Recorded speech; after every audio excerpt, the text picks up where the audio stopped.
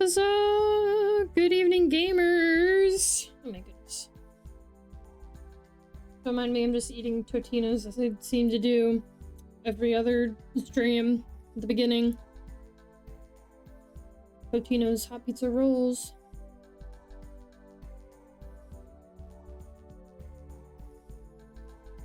I thought I had enough for dinner with my miscellaneous snacks, but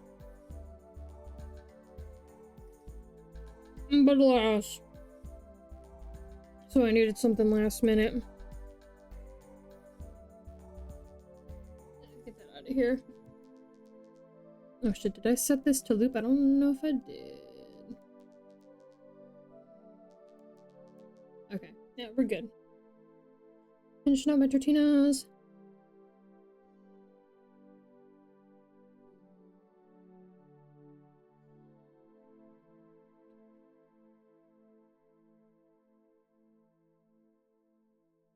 I really did not mean to take a 2-week break. I was dying in my brain, thinking about playing Everhood. So I just decided to play it on my own. I finished the game on my own. Definitely an okay experience. The story is very lacking in intrigue and fun for me. I straight up did not care at the end. I was only sticking around for the banging music and fights.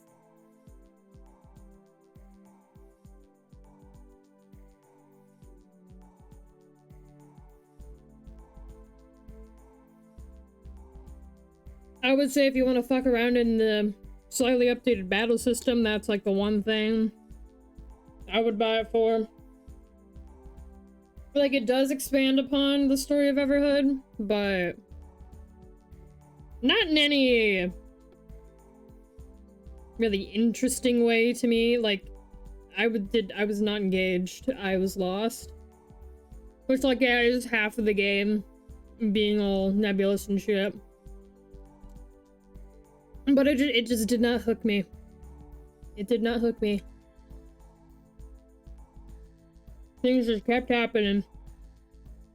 And I was like, okay. I guess I'm along for the ride. I guess I'm doing this thing. I guess I'm doing that thing.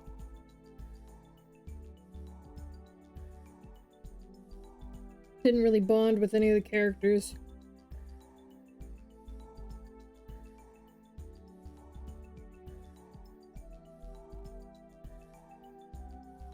That's about all I gotta say on that.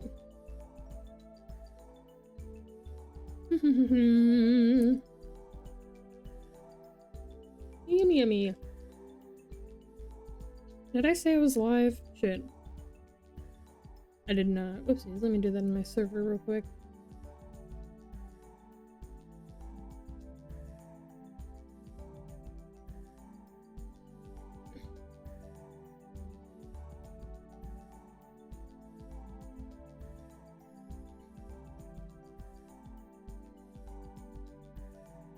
There we go. Clickety clackety. Awesome.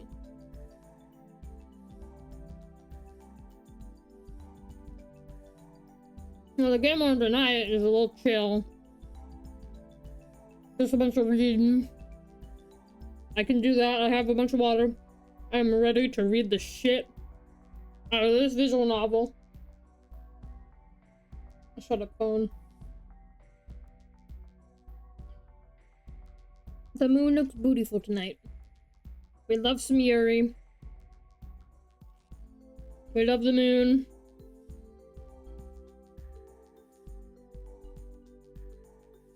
It's a little bit horror-y to my understanding.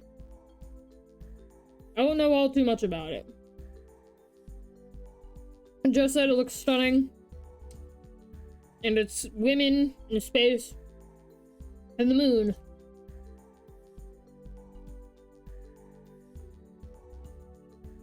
And those are all pretty cool things. I mean, I wouldn't want to go out into space. It's a little scary out there, but aesthetically it fucks. I can appreciate some good space and shit.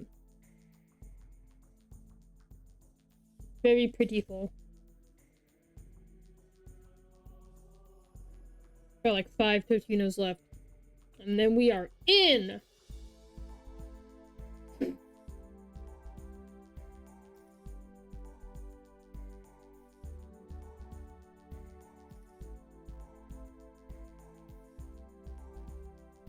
Do I have anything else to talk about? Oh no. I found a diamond art kit while thrifting, and I was like, you know what, that's a nice little tactile hobby to engage in. The set was holding intact, luckily, only barely started by the previous owner, so. And it came with like extra diamond art tidbits, like another diamond art, but it didn't come with all the beads, so. And it wasn't as cool a design, so I'm probably not gonna finish that other one. That's okay though. Been really cool. Still on the neck though.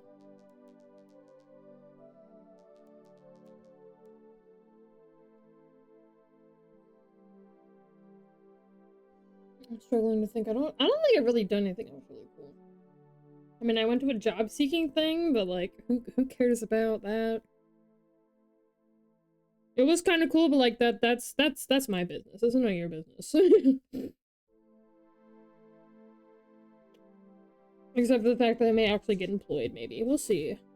That would be nice. I don't have any stable income right now. But I've got plenty of savings, so don't worry about me. If you want to throw some corn my way, though, I would not mind. Oh, it's appreciated. Because unfortunately, bitches do not stop making cute items. Limited time offer. Like, oh my goodness. The Lacy Games shirt's on Makeship right now. Very tempting. I love that purple one.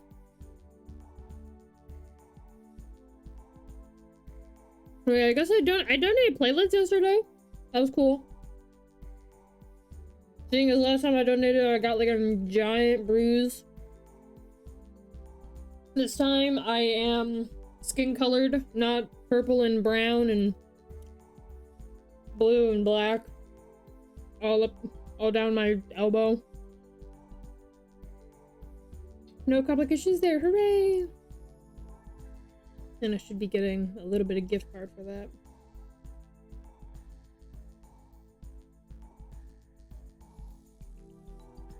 Alright, that's all my Totinos! Now I gotta get my armrest back. I shouldn't have thrown it away. But it is in my way. Alright. Alright, let's get this Moon Yuri. After I'm done chewing. Don't spit everywhere.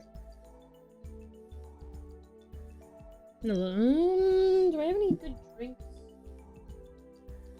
Yeah. Go for a mini punch. Here's a little treat. Hooray. Get a little bit of that, and then we can get started. Let's go ahead and hop over to gaming. Boot up the game. Stop our music.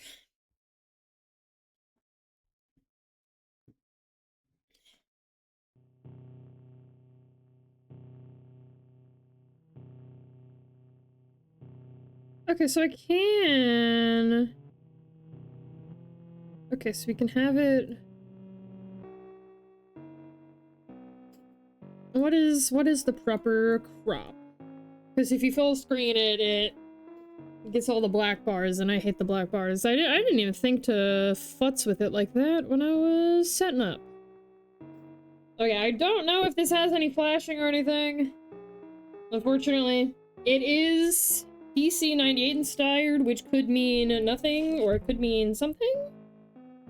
My only PC 98 experience is Toho. And, like, you know, people love to make things flash for no reason in, like, the 80s and 90s, even the 2000s. Fucking... I watched the G1 Transformers, I would know all about that. Yeah. So this could be Flashy Nightmare, could not be.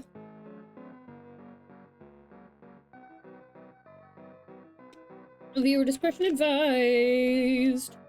There's a little bunny in the moon. Alright. Let's... Is it? Okay, it's not cut off. I thought it might be cut off at the bottom, but it is not. Alright. Size it a little bit more. Alright.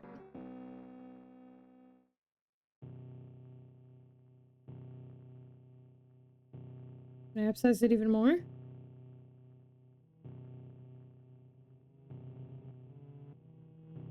Okay. Cropped to hell and back, and here we are. Alright, let's start! Oh, look at this HUD! 11 months ago, an unparalleled terrestrial catastrophe, now known as the Megaterrestrial Impact Scenario, or MTIS, reshaped our understanding of the Earth-Moon relationship and the dynamics of our solar system. Interesting. Today, we look back on this world-shattering event and the scientific research that followed to appreciate its lasting impact. Is that the moon in the image? The shear force generated by the MTIS ejected the moon from the Earth's gravitational pull, thrusting it into a new orbit as it drifted further away from its original home. Uh-oh. My fucking tides. This shift led to significant alterations in lunar gravity, causing a cascade of geological disruptions, such as moonquakes, resulting in surface damage visible to the naked eye. Okay, that's probably what we're looking at.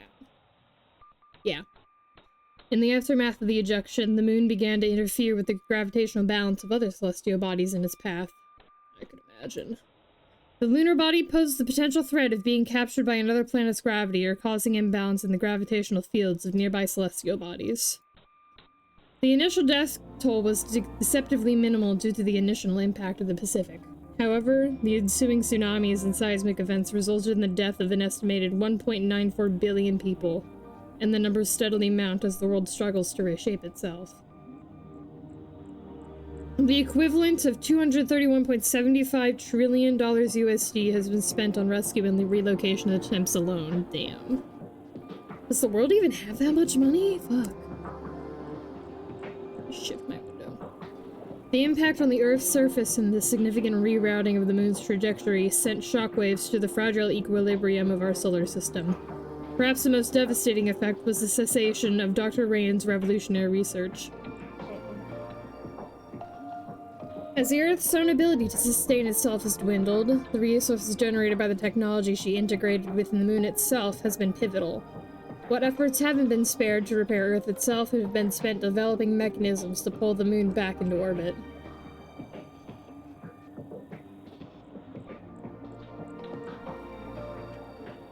In light of Dr. Rain's 89th birthday and recent passing, we reflect on her admirable belief that, despite that catastrophic interplanet piece of junk. Dr. Rain's 89th birthday. We got Violet and Rose. Rose keeps her eyes closed as she listens to Violet curse under her breath. She doesn't need to look to see what Violet's doing. They're shuffling, and the small click of Violet extracting a tool from her belt to tinker with the module. This makes the 4th time this month that it has malfunctioned, and Violet refuses to accept that the both of them already know. That the machine is far, far past its prime, and eventually they're going to have to let it give up the ghost. Rose is too tired to start an argument with Violet over it. Especially when the conversation will inevitably end up veering towards topics Rose isn't trying to bring up. We need it to work, Violet would say, as if what they needed made a difference. Don't you like it? I sure as hell do. Keep in mind the intellectually stimulated. Keeps the mind intellectually stimulated. I bet, Rose thinks, feeling that old sliver of resentment. I can read. Irrational resentment. She doesn't begrudge Violet for her eagerness for any sliver of news from Earth. Violet has friends and family she cares about, that she worries desperately about. Rose just wishes Violet would be honest about it, the way she used to be. Rose doesn't open her eyes because she can imagine the look of rapt urgency on Violet's face. She can imagine Violet hiding it as soon as she notices Rose looking. Yes, Violet used to be more honest about this sort of thing. Before the moon exploded. Sure, Rose liked the receiver, essentially a glorified VCR. Even if she's already listened to all her favorite books 10 times over, even if the device was just a reminder of her job here, the futile upkeep of technology a decade older than their time, the voice was nice. She liked that she could change what it sounded like, that she could turn the dials to make the pitch higher or the cadence lower. You could almost pretend that there was someone there besides the two of them. Even with their eyes closed, she can tell that Violet hasn't moved, that she's still tethered to the side of the wall, muttering to herself and tugging on wires. Rose sighs through her nose, undoes the straps holding her to her bed, and gets up. Hey, Violet, you're up early. She didn't laugh. Sleep well? Mm-hmm. Good. She gives Rose a pat on the shoulder that lingers for seconds less than usual. Seriously, the sort of crap we have to work with here. You'd think they'd have thought to have given us some more entertainment, just in case. They'll be stranded in space forever, so let's make sure they've got a few books at least. Not forever. Can you hand me the wire cutters? They should be in the fourth bag, from the left. Rose nods, though Violet is turned away anyhow, and floats to the side of the cabin. Compared to Violet, Rose is awful at telling what things go into which identical unlabeled containers.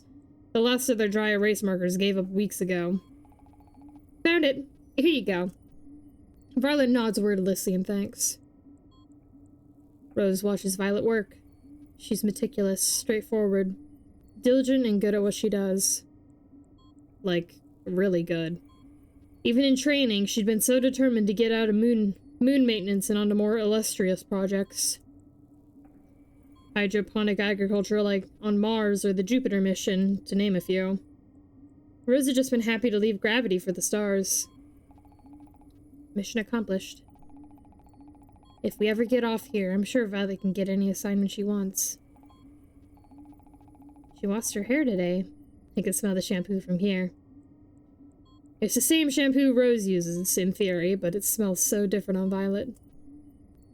Violet's hands grip insulation off wires with practiced ease. She rips off unnecessary odds and ends, slipping them into her pouch. Sweat beads off her scalp, her back turned to Rose. Nobody speaks. They used to make conversation over this sort of thing. There we go. Violet snaps her tool back into her belt. The screen stutters once, twice, and then comes back to life. And the transmission's still playing. Rose can hear the relief in her voice. She doesn't understand how Violet can still manage to get excited for these. For the first few weeks after the MTIS, any communication from Earth was a lifeline. They both used to sleep in front of the receiver, Violet fretting over the alignment of the antenna. It took them a while to accept that the antenna weren't the problem. But none of these transmissions were anything new, and Violet, deep down, probably knows this. They're all the same platitudes and echoing reassurances. All those empty words, for one simple message. We still remember you. We're still here. We're still so far away. But whatever. Rose can't honor Dr. Rain's memory and listen along. She starts preparing breakfast as the static breaks, taking out the little tasteless cube things from a labeled drawer in the wall. She's never been a fan, but it's food, and at least it doesn't taste like what it's made of. It hums a little harder as she shoves them into the oven, sets their temperature and time on, and starts rehydrating their food.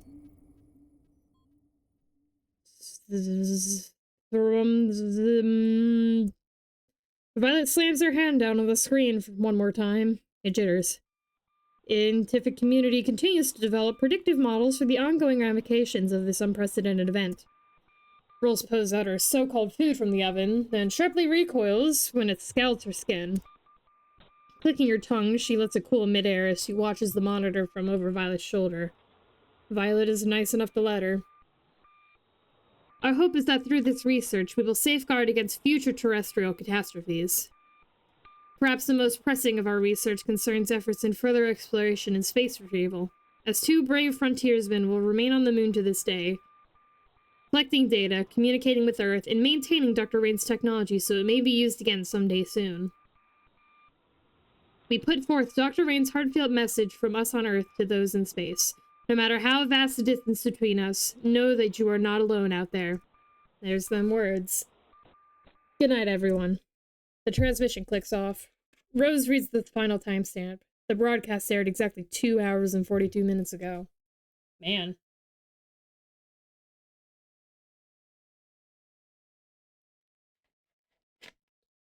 When they first went up there, the transmissions took 10 minutes to reach them. It's been taking longer and longer. And the faltering playback, the static, most of it isn't the receiver's fault. And Violet knows it, too.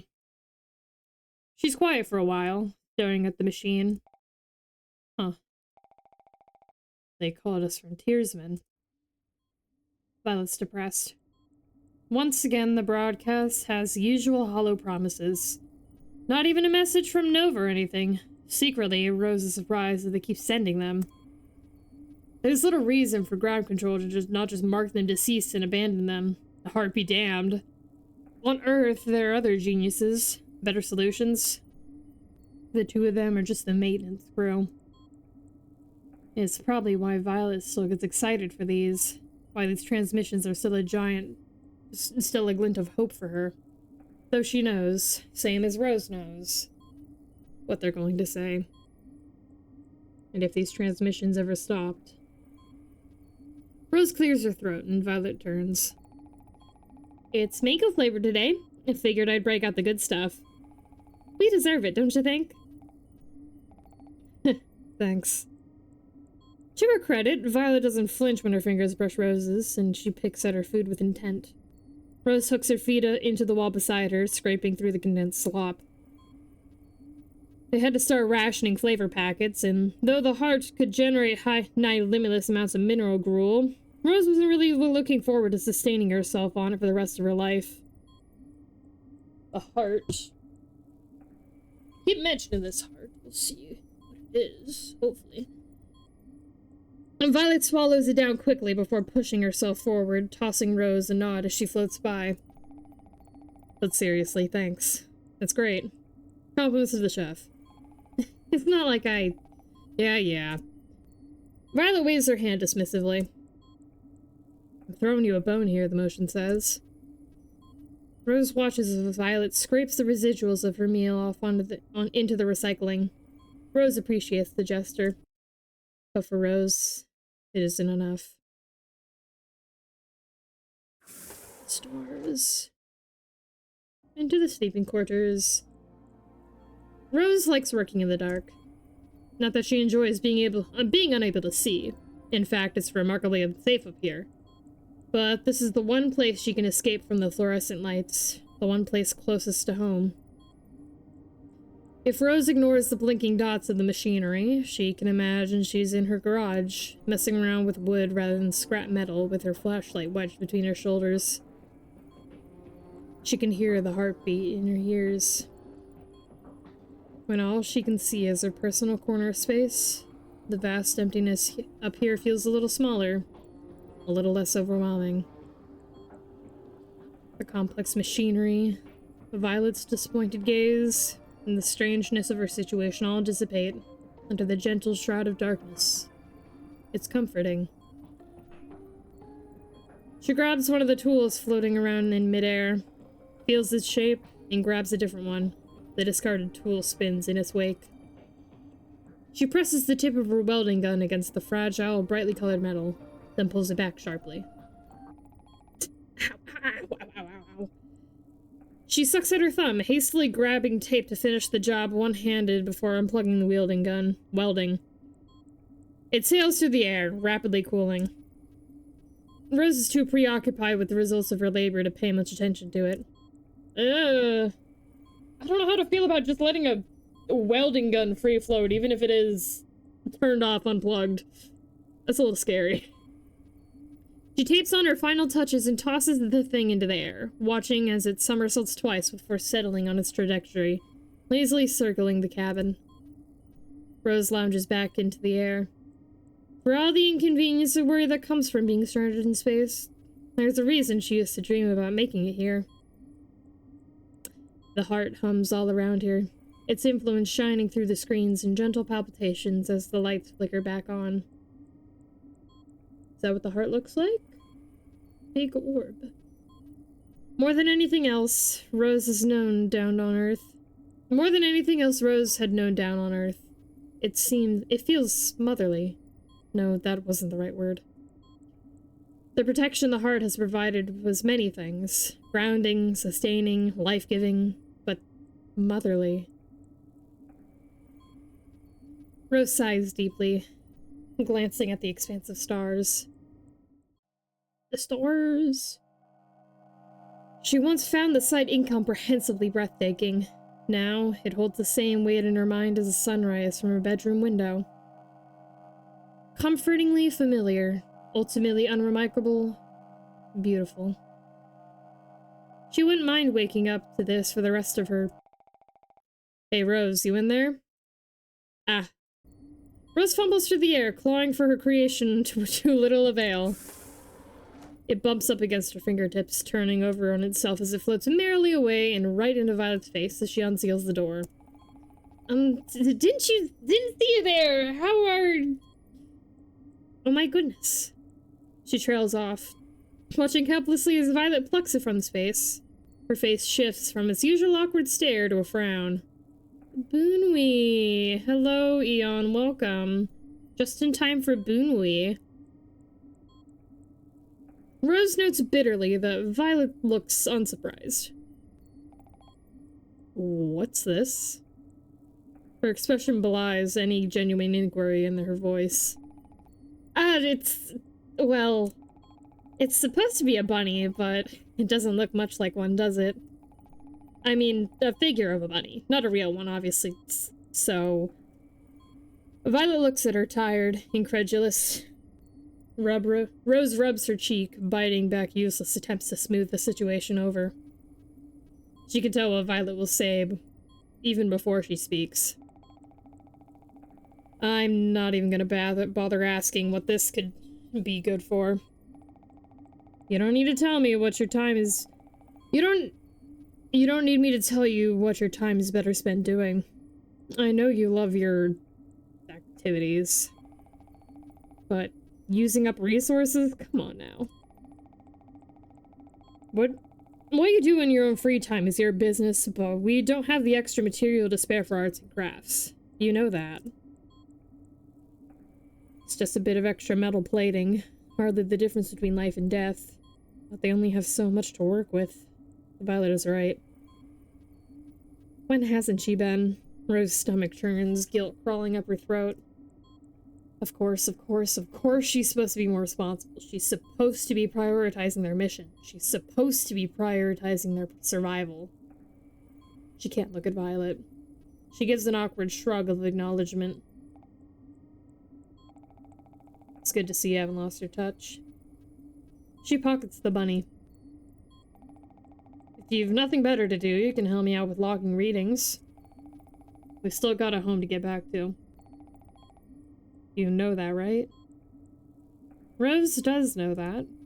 Rose knows that because she's been trapped up here for almost a year or two, and she's just as aware as Violet is that any day now, the water recycling system could fail, or the thing that turns their hair follicles into a food source could get a little too rusty, and that'd be the end of them. They're barely keeping themselves alive as it is. They can't afford to spare energy and resources on bunnies or... well... Nah, it's okay. I'll look over the latrine.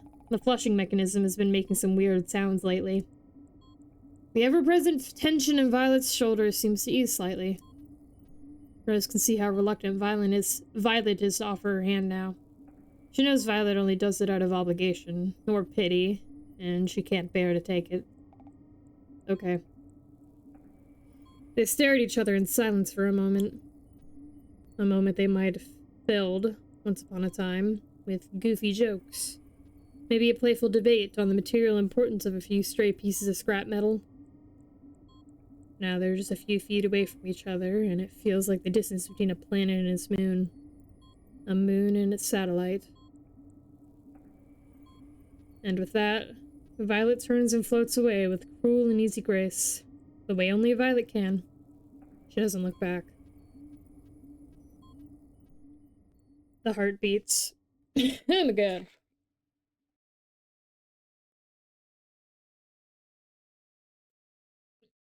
I don't know why my urge is to speak in such low of a register when I can, like, hardly maintain that.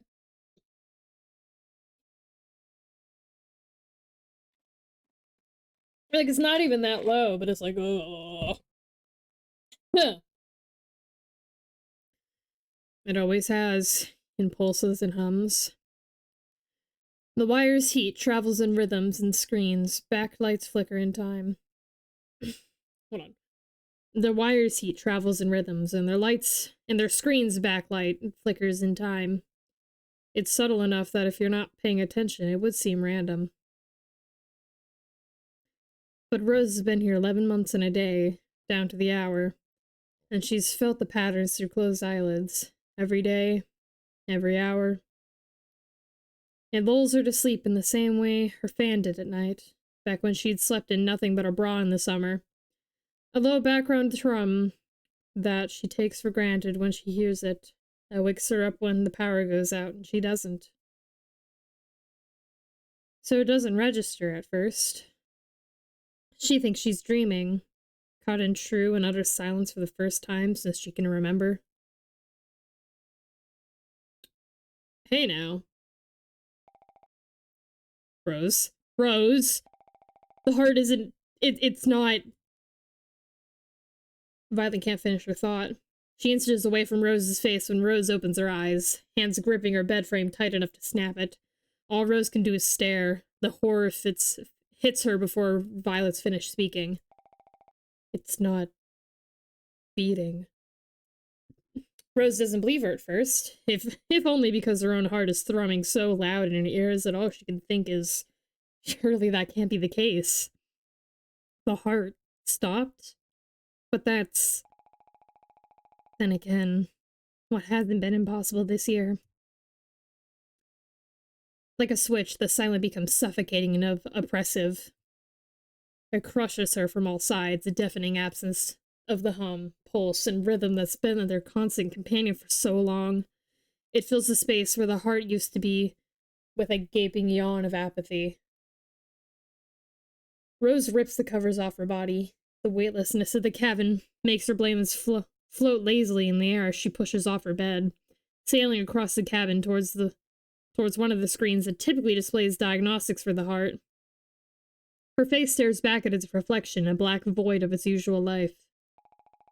This can't be happening. This can't be. Her fingertips trace over the cold wires, chest fluttering in the same way it had when part of the moon broke off. Everything in the cabin is motionless. Of course, they prepared for countless emergencies and malfunctions, system errors and damage from potential space debris. Hell, they'd even prepared to be cut off from comms, to be unable to return to Earth altogether. But somehow, this, the heart, it was different. It couldn't break, not all at once. They were diligent in their record-keeping, they had nothing else to do. There had to have been something they missed, some foreshadowing, a hint or chance they could have caught in time to prevent a complete and utter shutdown. They should have been able to... Rose, listen to me. Violet grips her shoulders. She's close enough that Rose could feel the breath on her skin. Rose. Violet keeps repeating her name. She sounds so far away. Rose, we can fix this. It's going to be okay. Calm down. Rose takes a shaky breath, attempting to steady her racing thoughts. She reaches up to grip Violet's hand. By some miracle, Violet lets her. Her expression doesn't even change. I feel like I saw the BPM rise for a second there. It was up to 60. Real interesting. I'm going to be very curious to see how the HUD interacts with the rest of this. Hold on.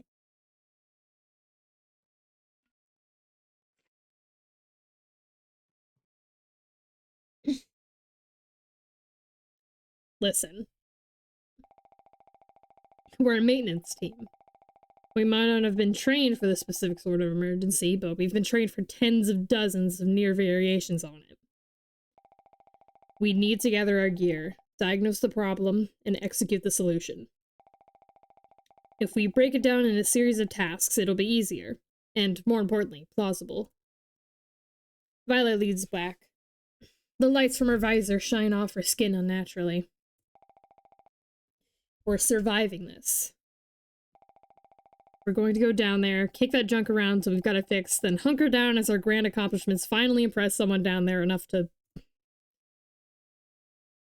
Violet cuts herself off and closes her eyes, breathes through her nose. Her grip tightens. Rose has never been more scared in her life. She never wants this moment to end. You good now? You got this? Rose nods. Slowly first, but then with a bit more vigor. Violet nods back. She removes her hand from Rose's shoulder. Alrighty, gang! Rose packs up while Violet records the transmission down to Earth. There's no time to waste. Moon Maintenance Team AB to ground reporting in. We're getting no readings from the heart, and we're unable to run remote diagnostics. Repeat, the heart is currently non-functional. Seeking permission to enter the core, over. She sent it as a formality, but Violet knows that they don't have the luxury to wait for a response. The time it takes for the transmission to reach Earth is far better spent repairing the cart. Rose gives Violet a small wave as she ducks down the hatch, and Violet nods back. A gesture normal enough to make Rose feel like everything might be okay. They're on the same team again. Violet might not wait for a response, but she's not breaking protocol. Rose is fine with that. The rail cart is old, more sturdy than elegant. Rose has used it a few times in person, hundreds in training. She knows the controls, and she also knows that the cart is more trouble than it's worth. Back when cleaning the tunnels was a bigger priority, they'd use it at least once a week. Each time they had to go through the laborious process of securing their suits and recording their vitals. Once it became apparent that they'd be preoccupied with the maintenance of the satellite they actually lived in, there was little reason for them to travel inside the moon, no matter what the progress claimed.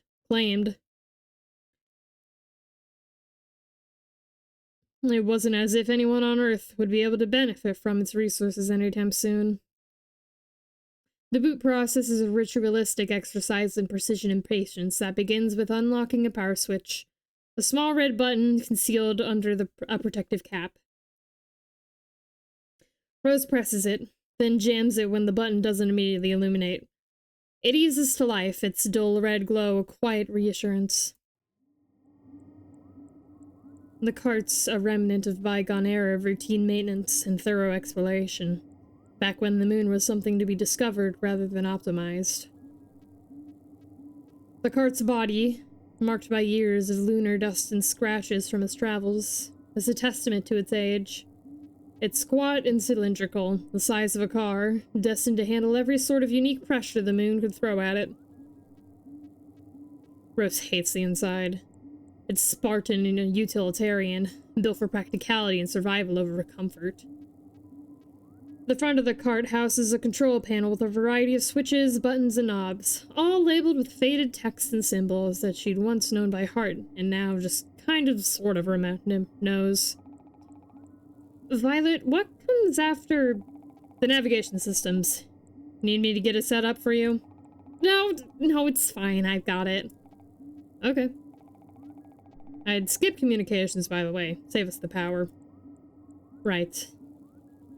Not much use when there's no one to talk to. Rose bites her lip, pulls at levers and presses buttons, glancing at the instructions engraved into the side of the cart whenever she forgets if she's supposed to turn a knob right or left. There are 2 seats, one for the driver, one for the passenger, both worn beyond comfort. There are tethers in the back for storing cargo and sleeping. A holographic display flickers to life as Rose finishes up, the cart's vitals charted through backlit LEDs. Power levels, system integrity, life support status. She scans each metric before reaching for the heavy metal dial at the front of the panel. Kerthunk! We love a good kerthunk! Almost as nothing beats a chonk, though. The rail cart lurches, the magnetic clamp securing it to the track. The smooth hum of the electric drive fills the cabin, the vibration almost comforting in the absence of the heart. Done already? Nice work. Violet ducks inside, bracing against the doorframe to avoid hitting her head. Despite herself, Rose glows at the compliment. Violet doesn't waste a second getting to work, giving Rose's handiwork a once-over, nodding to herself. She still trusts Rose, which must be why she doesn't triple-check before letting the rail cart lurch forward. This part here is why scientific journals had changed their descriptors from impressive to science fiction. The satellite they reside in is connected to the moon by a long, snaking tube lined with GRY 910 and titanium alloys. Its purpose is threefold: keeping them from floating out to the nothingness of space when the moon's gravitational field proves not strong enough, providing a conduit for the part's power, and letting the rail cart traverse between the 2 locations. The tube is modular. It reminds Rose of the wooden snakes her fingers got trapped in as a kid. As the cart enters the tube, it bounces over sections, struggling to stabilize. Rose holds her breath despite herself. But even after months of disuse, the rail cart and the tube both endure. The tube isn't completely opaque. There are gaps of foot-thick plastic that allow occupants to view their journey. Violet's more comfortable soothing the cart forward rather than paying attention to her, so Rose doesn't feel guilty for staring outside. The stars are nothing Rose hasn't seen before. Violet doesn't even bother glancing up, preoccupied with running checks and ensuring the tunnel won't snap midair. In more recent months, Rose had a hard time adjusting to the lack of Earth on metaphorical horizon. It took only 2 months for their world to think from view, 2 more before she started struggling to pinpoint it with a telescope. Now, the constant readjustments needed to find it hardly seem worth the effort. The stars are more interesting anyhow. Rose looks back at the tube curves, giving her a proper view of the satellite. The place she has called home for months shrinks before her eyes, small enough to fit in her palm. She presses her hand against the sky. The outside vanishes with a shuddering noise in an instant, the stars replaced with man-made panels and moon dust, as the tube ends and the tunnel begins. The only noise in their cabin is the hum of the cart and the small dings of the control panel. And Violet's quiet breathing. The next 6 or so hours of the journey are uneventful enough that Violet decides they can sleep. Damn. The alarm system is functional enough that we shouldn't have to worry about missing the engine rupturing or something. Though I doubt that'll happen, and even if it does, there's not much we can do about it anyways. The more rest we get, the better. Rose nods. If Violet thinks that it's safe, she's probably right. She's too paranoid to allow them to sleep if they had any doubt. And also, Violet's just smart like that. Rose trusts her. They're somewhat pressed for room. When they tie themselves to their tethers, Rose tries to give Violet room. Really, she does. It's the least she can offer to Violet after everything. But there's only so much of yourself that you can control when you're half floating in space, and they're not yet far enough inside the moon to get any sort outside warmth, so...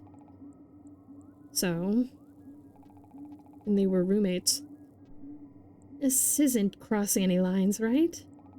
Even with what happened, we've known each other long enough that it's not like this is that weird. And it's warmer this way. Violet's eyes are shut mere inches from Rose's own. She can make out every single one of Violet's lashes. Holy shit. If she had the patience and time for it, Rose could count them.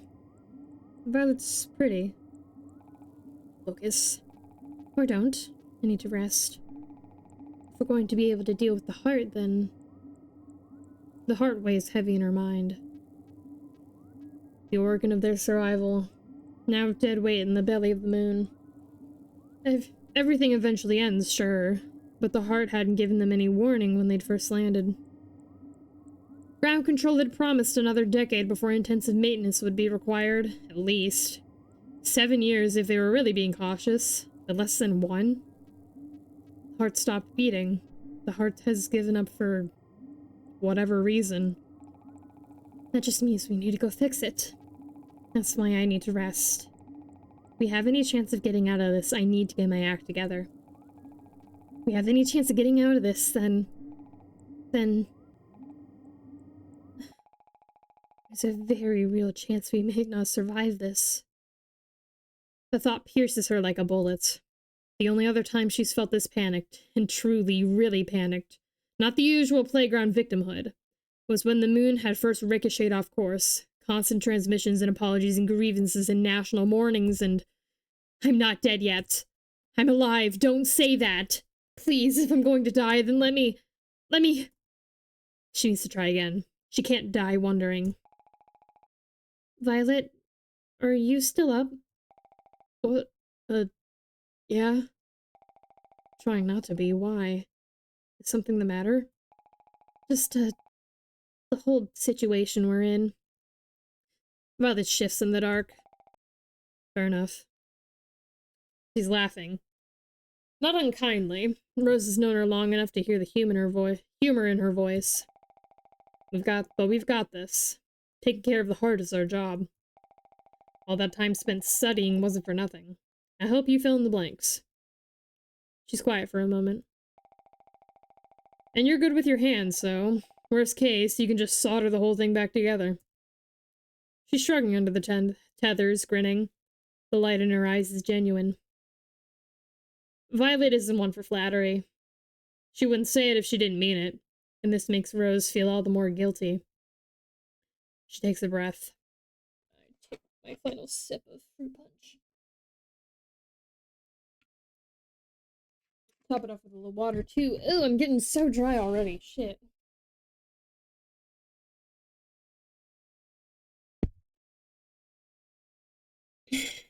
Taking a breath. Yeah. Oh, the heart rates are going up. Listen, Violet. If we don't make it out of here, Rose, we are not doing this again. The cold cabin drops to freezing. All that warmth in her face is gone, and Rose misses it desperately, like oxygen. For a moment before the anger rolls in, Rose can see the fear on Violet's face. She swallows. Violet, we might not... I'm not going to... This is just going to distract us from our mission. Why would you think my response would be any different this time around? Rose looks away. She hears the sound of Violet sucking through her teeth, a measured attempt at regaining her patience. I guess you think we're going to die. Is that it? Look, I appreciate how optimistic you're being and everything, about how we'll fix it and everything will be okay. But we don't know that for sure, right? We don't even know why it's broken, let alone how to fix it. It's not like it's ever broken before. And if that's the case, and we only get this one chance, then stop. Violet's nice and clean about it, pushing herself closer to the other side of the wall, putting space between them. This isn't the time or place. Rose feels that familiar tightness in her chest. So what's the right time? The right place? If we ever manage to make it back to Earth, would you give me the answer then? Violet rolls over. Get some rest, Rose. We're tired. You're stressed out. Things will get better after you sleep. Okay. My Yuri tension. They fall asleep facing away from each other. Her ceiling fan whirs dully over Rose's head. It's summer, or technically spring, but it certainly feels like summer, with the heat and her neighbor's radio buzzing through the walls. The only difference is that if it were actually summer, the overflowing stack of papers on her desk would be star charts and ship launch dates instead of unfinished essays. My school works. Just 2 more weeks. And just 2 more weeks and she'll have passed the exam, her ticket out of this sweat hole. Just 2 more weeks and no more eternal Wednesdays. Just 2 more weeks and it'll be smooth sailing for the rest of her life, away from girls like Penny who whisper whenever Rose passes in the hall. Because girls like Penny know about Rose. Just 2 more weeks. The heat beats down through her sheets like sin. Rose breathes through her teeth.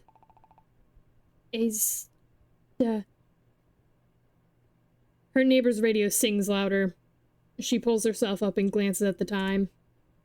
3:42 in the morning. Shit. That's grounds enough to file a complaint, right? She swings her feet over the side of the bed. Sweaty skin slaps the floor. Me your swear do. The radio's static voice punctures the early morning hush. At odds with the steady whirring of her ceiling fan, it reverberates through the cheap walls, politely inviting a headache. Yet another distraction she doesn't need. The moon stares at her through the window. It's full tonight, a watchful eye. She stumbles to the door, leaning on the handle for support before she opens it. I'm half crazy, all for the love of you. Oh, my predictions. My Daisy Bell! Daisy like the bell mentioned. Rose blinks awake, thick sleep in her vision as she struggles to take in the scene around her. She's in the rail cart.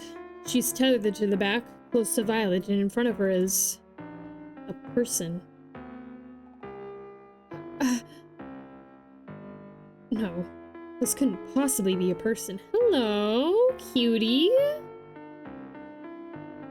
Their attire is laughably inappropriate for space. Their bare feet dangling in the air. Rose has trouble telling where their clothes end and their skin begins. If they even have skin. They're lab clean white, and a dress that billows around them. The fabric, if it was that, skims across the surface of the air, akin to a swan dancing over a pond. Rose had thought they were seated, but no. They're stationary, anchored to nothing. The ends of their body fade into the surroundings, Rose realizes. Translucent fingernails tread through their hair. Their form serves to frame the gaping hole that sat squarely in the center of their chest. The other side of the cabin stares back at Rose. They completely defied understanding. If someone told Rose this was an alien, she'd believe them. If someone told Rose this was an angel, she'd believe them too. I can't afford a carriage, but you'll look sweet upon the seat. They're pretty. Of a bicycle built for... What are you supposed to be? Rose snaps out of her trance in time to see Violet swing at the figure. Hello! In zero gravity, there's no momentum, no friction to hold you against the ground. The figure sidesteps easily with a dancer's twist. That was quite rude. But reasonable, I suppose. Now, if anything, is the correct response to encountering an unknown figure in personal quarters. But no matter. All that means is I must take the time to introduce myself. I'm the first and only model of the experimental Daisy line. The distributed artificial intelligence for scientific yield. Though, as my creator confided in me, the full version of my name is so convoluted as to justify the acronym. I'm at your aid. The words hang for a tepid moment, their air filled only with the steady hum of the cart's progress and the occasional thump as it coasts over the piece of debris. Rose blinks at them, mind reeling, glancing over at Violet. Rose has never seen her look this shocked, her fingers twitching uselessly in the air. Finally, Rose breaks the silence. It's an AI? Daisy smiles. Violet's smile warms Rose like a cup of tea. Daisy's smile warms her like a boiling kettle. In the simplest terms, yes. A correction. I'm not an it. My creators classified me as an interface. Okay. Alright. So, what's with the nursery rhymes? Violet is kicked back into action, her hands at the control panel typing with renewed ferocity. The only time she takes her eyes off Daisy is to throw unreadable glances at Rose. Answer this first, actually. How the hell did you get in here? I trust you have a good explanation? Daisy just tilts their head. The song I was singing was a tune I selected to accompany your slumber and introduce myself. I hope you found it enjoyable. Rose can see Violet's eye twitch through her visor. Her mouth opens, but Daisy continues first. How I got in here is simple. Your presence reactivated my protection and guidance protocols. I am a life support system for living organisms. Given that the rest of the moon is not suitable for such a task at the moment, I will fill this role. As for my physical location... They pause. I was activated inside the rail cart. I'm not informed on how and where my body was moved during my hibernation, so I cannot offer more than that. Violet's eye twitches again, and Daisy smiles languidly at Violet, who bares her teeth, a confusion of predator and prey. That's awfully convenient. A secret life support mechanism we've never heard of just materializing in our transport system. Whether you choose to believe me or not does not change the truth. I've simply stated the facts as I am aware of them. After my subsystems established connection with the systems that were still online, I reviewed what had occurred since I last held consciousness. I reactivated to the both of you in REM sleep. And watching you rest was comforting to me. Comforting to you? Really? Violet looks uncomfortable, wrong-footed. It only lasts a moment. And I suppose there's a reason as to why we were never briefed on you beforehand. Daisy looks at them. Rose is so used to Violet's darting glances that it startles her, the way Daisy doesn't look away when Rose looks at them. The way Daisy doesn't look ashamed.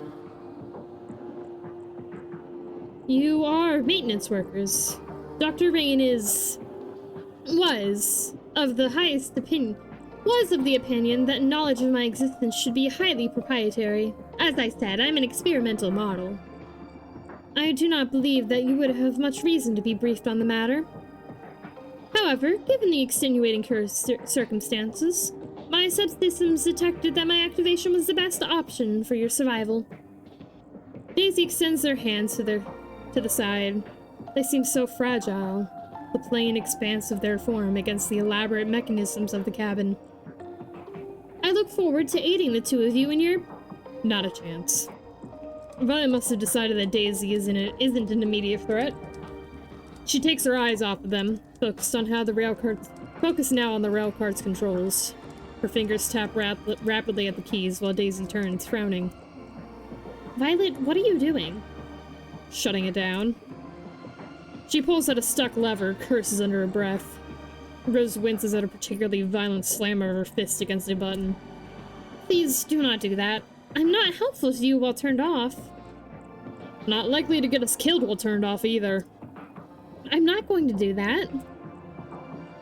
Violet snorts, her fingers move faster. Rose reaches to touch her shoulder, hesitates, pulls back her hand. What you are doing now is not productive if your goal is to shut me off. Great, keep that feedback coming. Violet's tone is desperate to be sharp, like a well-used knife. She scans the interface she already knows so well, as if looking for some convenient off button she might have missed. But as Rose watches, Violet doesn't seem to find anything. Pulling the cord it is. Of course, there's no cord to Daisy. No visible one, at least. Their form seems more otherworldly than mechanical as they dodge Violet's now direct attempts to turn them off. Please do not do that.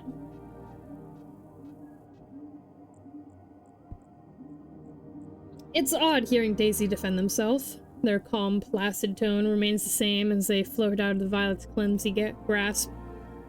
But the rail cart is only so big, and what is comfortable for 2 people is cramped for 3.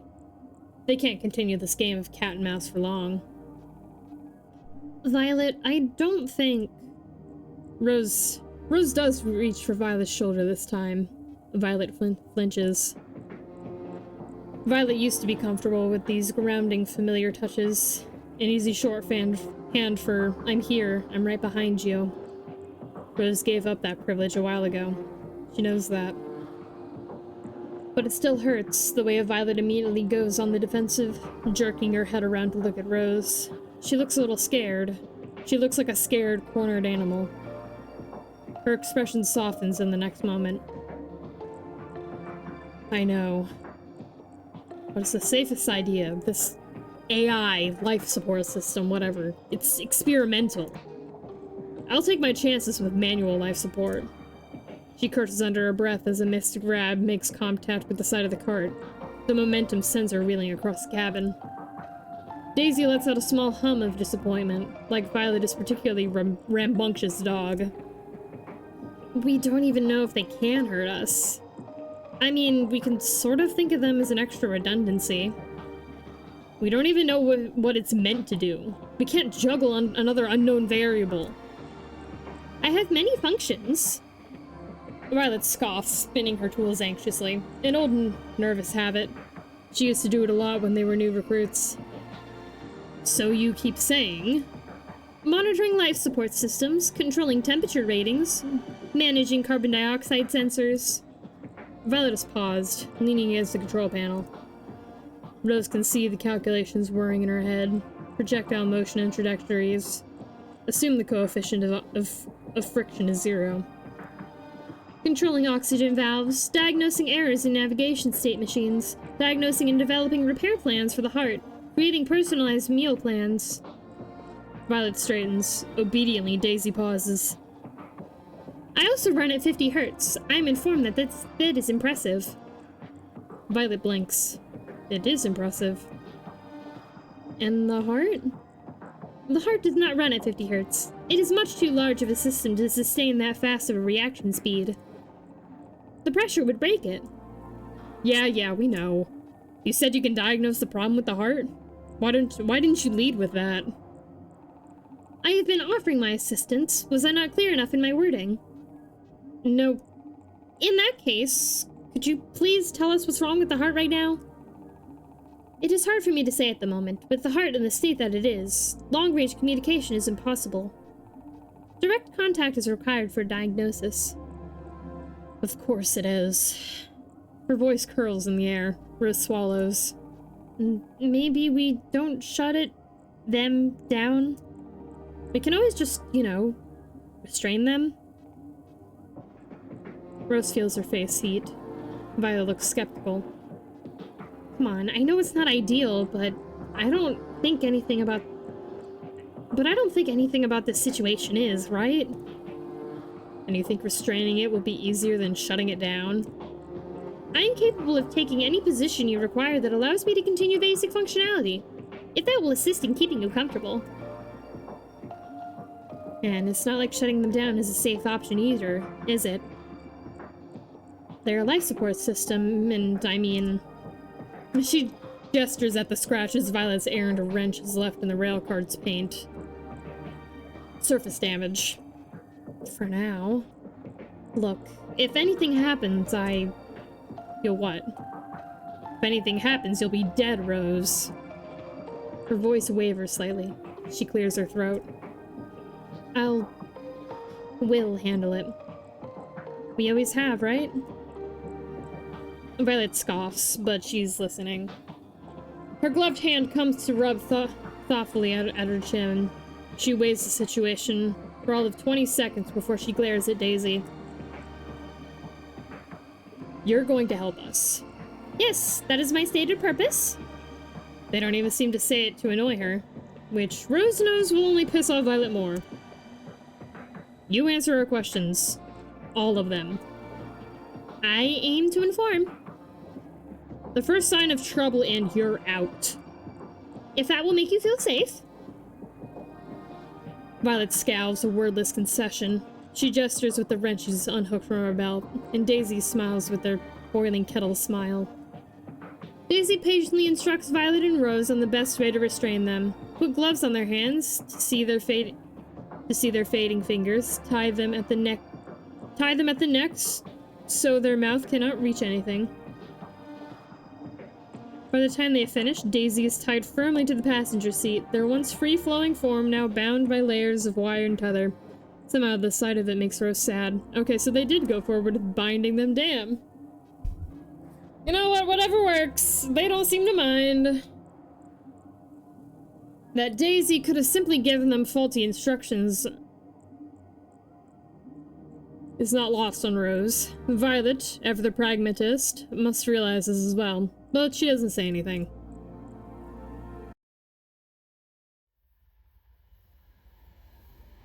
On our merry way.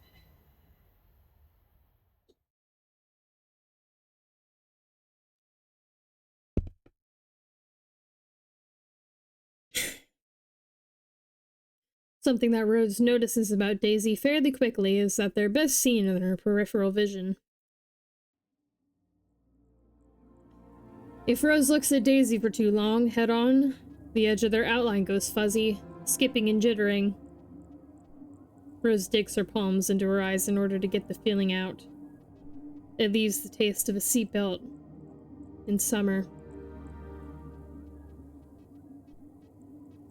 In her peripheral vision, she can count every single hair on Daisy's head.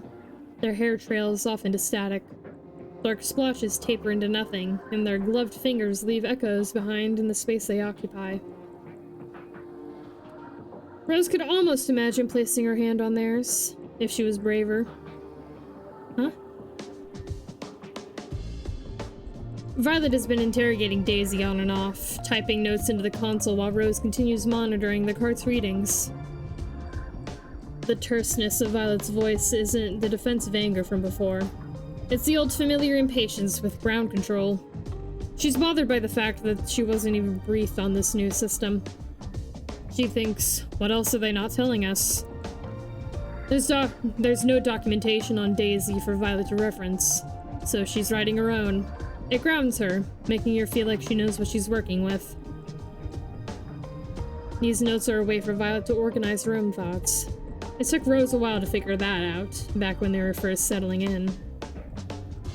For now, their voices are a pleasant accompaniment to the hum of the cart. It's strange to hear another voice up here. Not one from a recording or a broadcast, something that can respond in real time. Daisy knows exactly what to say in response to Violet's questioning, and their conversation is an easy back and forth, like a tennis match.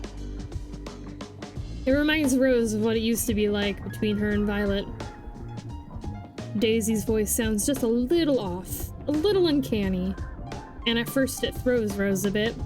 Whatever serves as their tongue clicks audibly with each word as they speak, and in their voice there's an underlying static, but it doesn't keep her from feeling like you were designed to be human.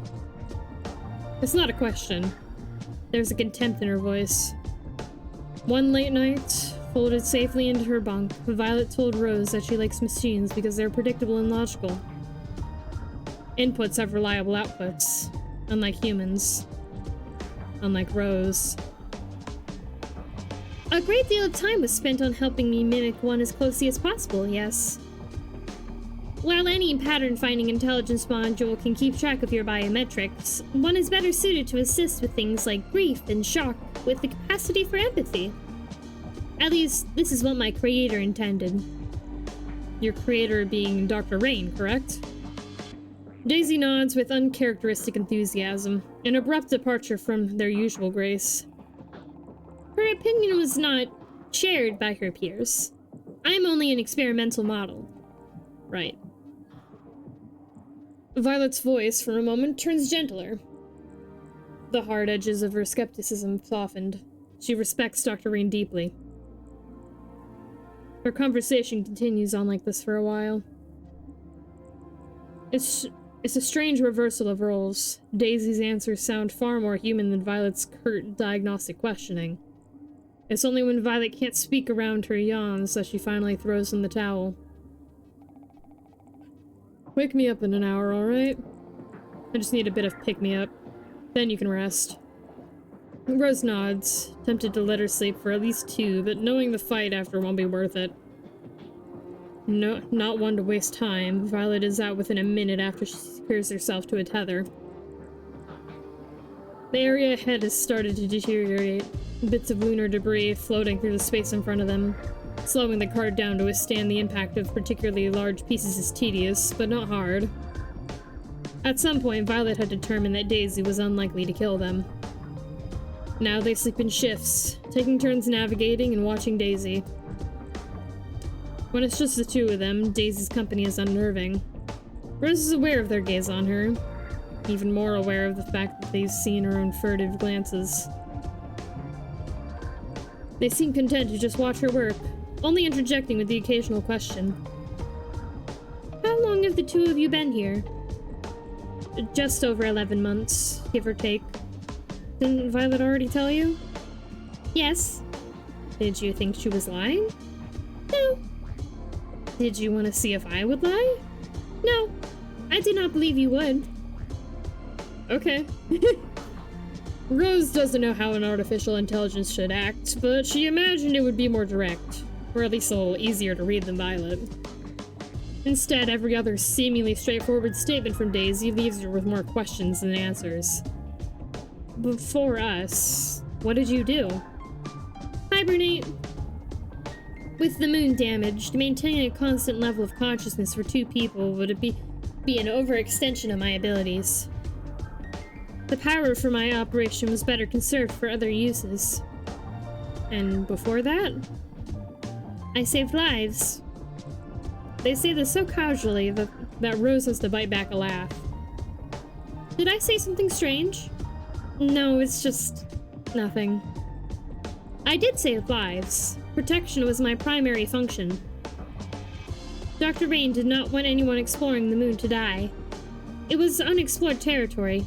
No one knew what to expect. I can create pockets of pressure and air to ensure that even if someone is exposed to the moon's atmosphere, they will not die.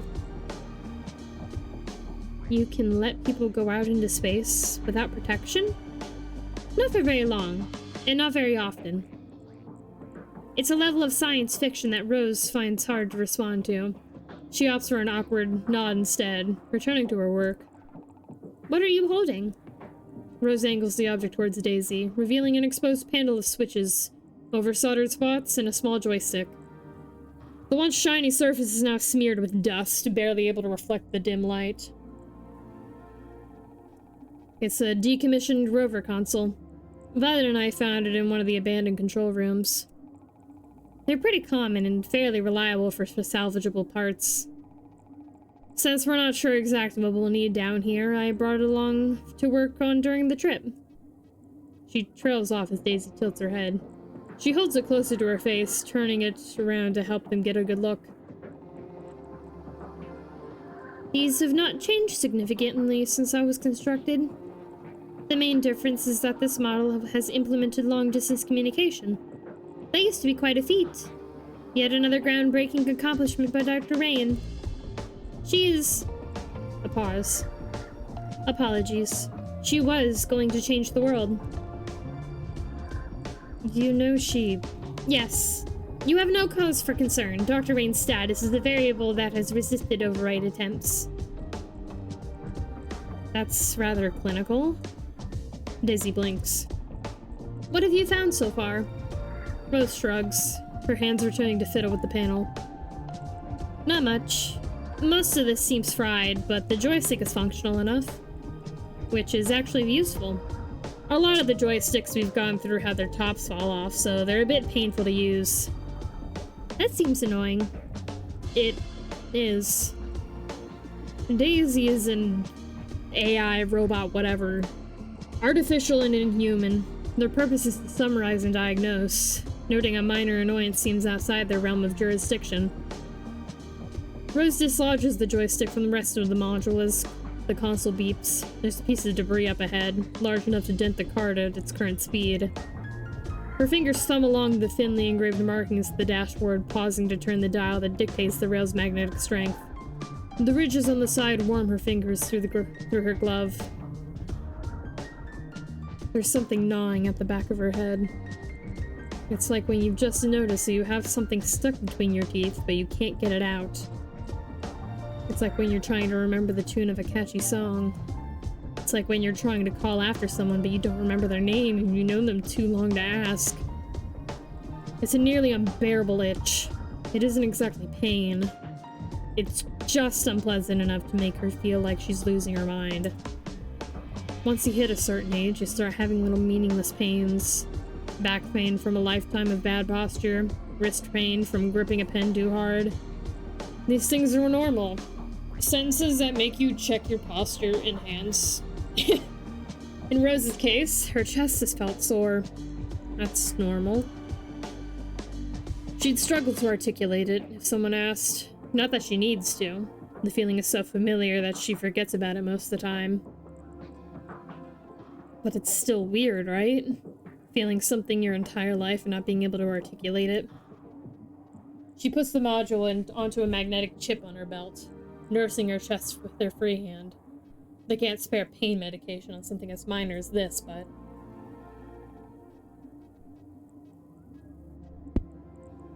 Please, can it all just...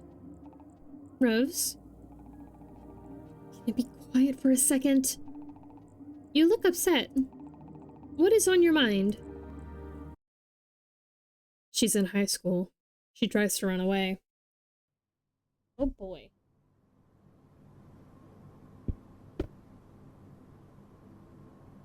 She's counting out soda-stained bills from the sleepy bellboy in the hotel 7 blocks the road. He doesn't double-check when he slides them over, just nods and hands her a key with a tag that reads R202. She opens the door. It smells sterile plastic so strong she can taste it.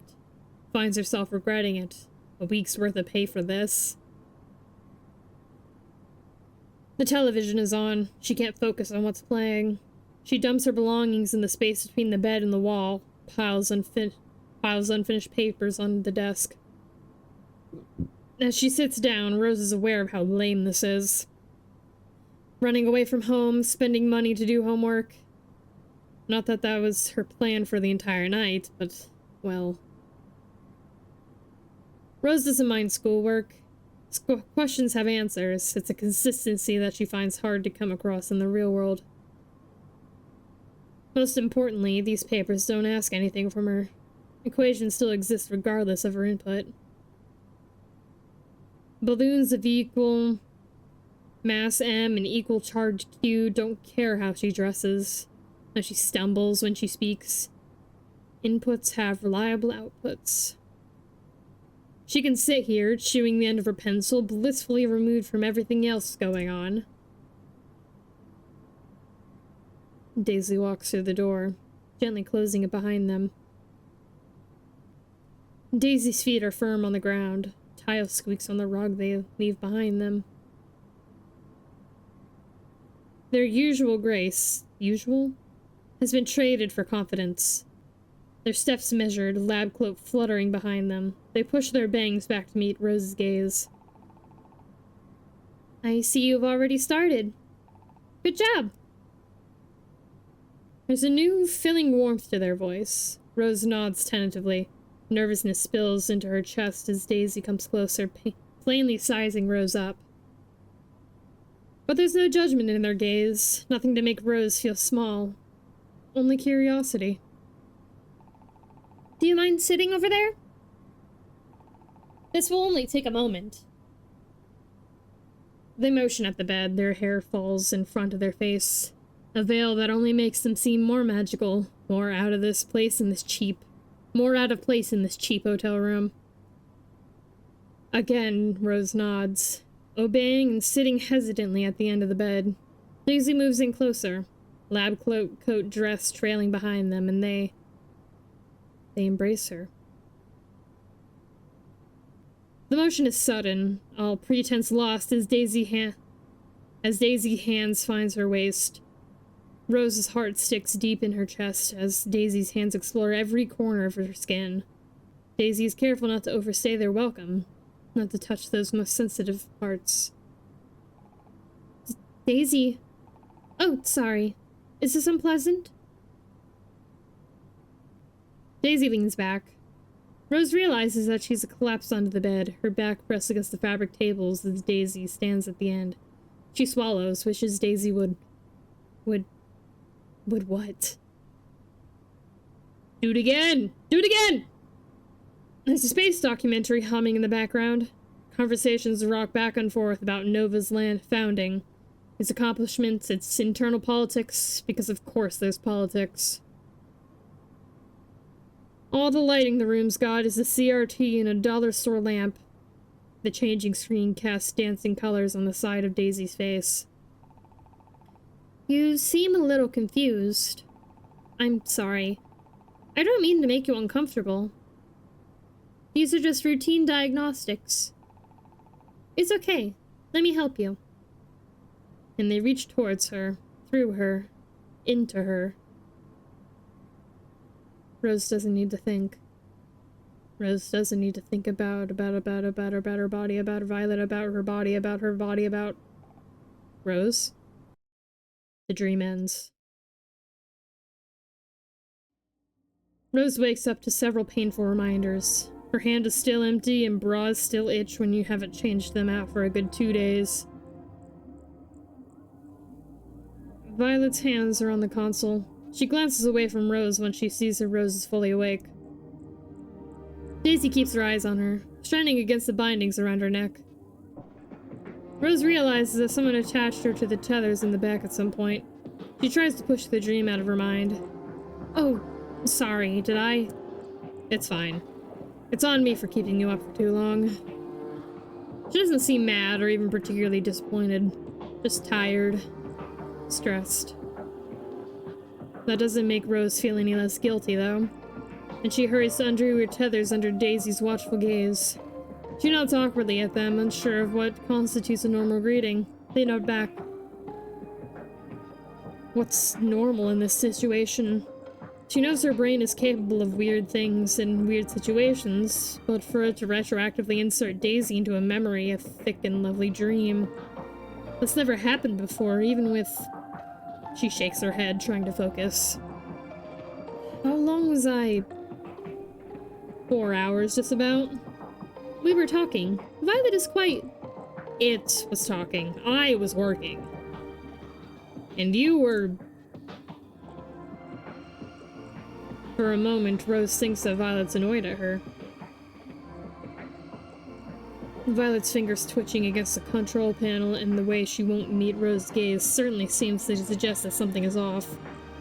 And Rose had slept for 4 hours. Maybe a little scolding was in order here. But Violet leans forward and Rose catches the hitch on her breath. Something is wrong.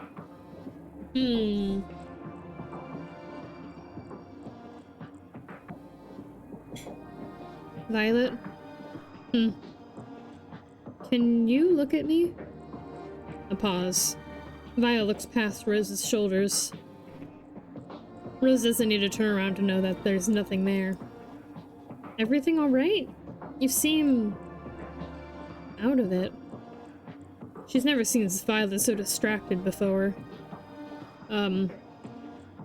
Violet's breathing stutters, then steadies. Rose can practically hear her counting in her head. 1, 2, 3, 5, again. Violet pinches her eyes shut. After the moment passes and she opens them, she manages to focus on Rose's face. Are you alright? Violet scowls. I was just... She cuts herself off, looks away, like she's been burned. I'm just... tired. This is the reason I tell you to get enough sleep in school. Just dozed off for a bit there. Sorry. Then, as if it had never happened, Violet pulls herself up and gives herself a light slap on the cheeks. Back to work it is. Violet wouldn't have cut herself off before. She would have told Rose what she was thinking about. Rose tries not to think about it. The things she gave up. She tries to inject as much enthusiasm into her voice as possible, but Violet has already turned back to the controls. Rose brushes her hand over the top of Violet's chair when her back is turned. She feels Daisy's eyes on them. Violet is a paranoid person. This keeps Rose and her alive, so Rose doesn't complain. Her vigilance has prevented the walls caving in from weak windows and collapsing rubble. In fact, the way she questions everything is something Rose has come to find comforting. Violet needs to know everything. That's why Violet warming up to Daisy is strange. Rose goes to sleep and wakes up twice, and each time Violet seems a little closer to Daisy. The second go-around she's actually smiling. It makes Rose do a double take just to make sure she isn't seeing things. Of course, Rose isn't against it. Seeing Violet look up from her work every once in a while is nice, and Rose has never been one for jealousy. But the circumstances give her pause. If Violet finds comfort in Daisy's presence, though, then Rose is happy for... Violet? What is the material in your pocket? Violet stills mid-interrogation. Her questions have become less pointed. Just odds and ends, scrap. Just in case we need the extra material to work with. Can I see? They lean forward as they ask the question, head craned. Violet has grown comfortable enough to Daisy that they only need to pull an inch or so against their restraints to gain a proper vantage point. But now, Violet's hands are a flurry of movement, desperately trying to create space between her and Daisy. It has the opposite effect. The contents of her pocket come spilling out, floating innocently in midair. The bunny! The bunny! A few spare bolts, a magnetic screwdriver, small enough to fit in the palm of your hand. Rose's bunny. Rose shakes her head, blinks. It's still there, though Violet is quick enough to snatch it out of the air. Her gaze darts from Daisy to Rose and back again.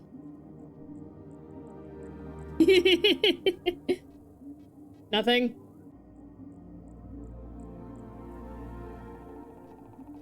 Nothing. It seems to have been constructed with intent. I have been able to ascertain the purpose of everything else in this cabin, but not that. That is why I asked. I need it. Rose can't help it. She's excited.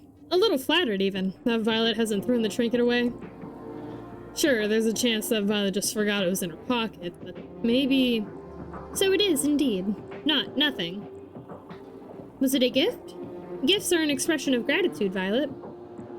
Violet flushes, bristling at Daisy's informative tone. I was going to repurpose it. I just forgot I had it, given everything.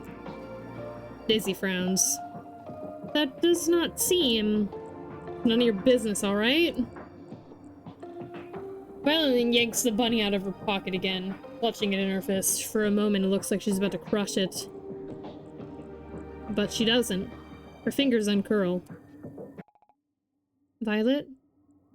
The bunny floats out of Violet's hands, unharmed. But Rose doesn't feel relieved. Violet isn't looking at Rose.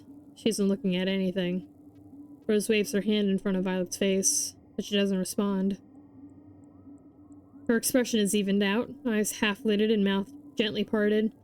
She looks peaceful, like she's sleeping. This is scary. Violet, speak to me, okay? She puts her hands on Violet's shoulders. When Violet doesn't react, she shakes Violet. And when that doesn't get a reaction, she shakes harder. Right before Rose is about to take more drastic measures, Violet shakes her head like she's hungover, her expression drowsy and movement slow. Rose? But confusion, realization, resignation. Hostility returns to Violet's gaze. It seems to have a home there. She scoffs, shooting a glare at Daisy. Did you... She hesitates, massages her temples. Whatever questions she had planned, she decides to let lie for now. Are you feeling alright? Mind your business. And she directs a comment at Daisy, but her expression is fierce enough to make Rose feel guilty too. Violet tightens up Daisy's restraints. The tethers are tight enough to leave red marks on Daisy's skin-like surface. The guilt weighs heavier on Rose. Later, Rose tries to look for the bunny. She can't find it. Where'd the bunny go? My Boonwee. It's almost 48 hours into knowing Daisy before they make their first tangible request. Would you move my hands in front of me? Their wrists, strung together with wire and tethers, have been pulled firmly behind them and hooked onto the back of the passenger seat. They wiggle their hands gracefully somehow. Violet clicks her tongue. Is it hurting you? No. The sensors that cover my body run constant diagnostics, so pain is not a necessary feedback mechanism. I want to be able to hold things. Hold things? Like what? That, for example. They incline their head towards one of the numerous tools stored in the cart, a plier-like contraption that used to crush particularly stubborn pieces of rock. It's yet another relic from when the railcar was still being used to explore the moon, ensuring that occupants could proceed through the then fragile tunnels without issue. Violet had elected to keep it around as a safety precaution, but they've been fortunate enough to not to need it yet. We're not giving you something to crush our skulls. I will not crush your skulls. Violet turns over. She's cleaning herself in a corner. She's cleaning herself in a corner of the rail cart, using dry soap on the underside of her arms. Rose is grateful she's been trapped up here with someone who actually cares about hygiene. For real. We don't have to give them the pliers, but surely just moving their hands is okay? Fine. Still, Violet glances at Rose when she carefully unties Daisy's wrists. Rose holds them up firmly, but there's no need. Daisy is compliant and limp in her grasp. For Rose has held Daisy beforehand when securing them.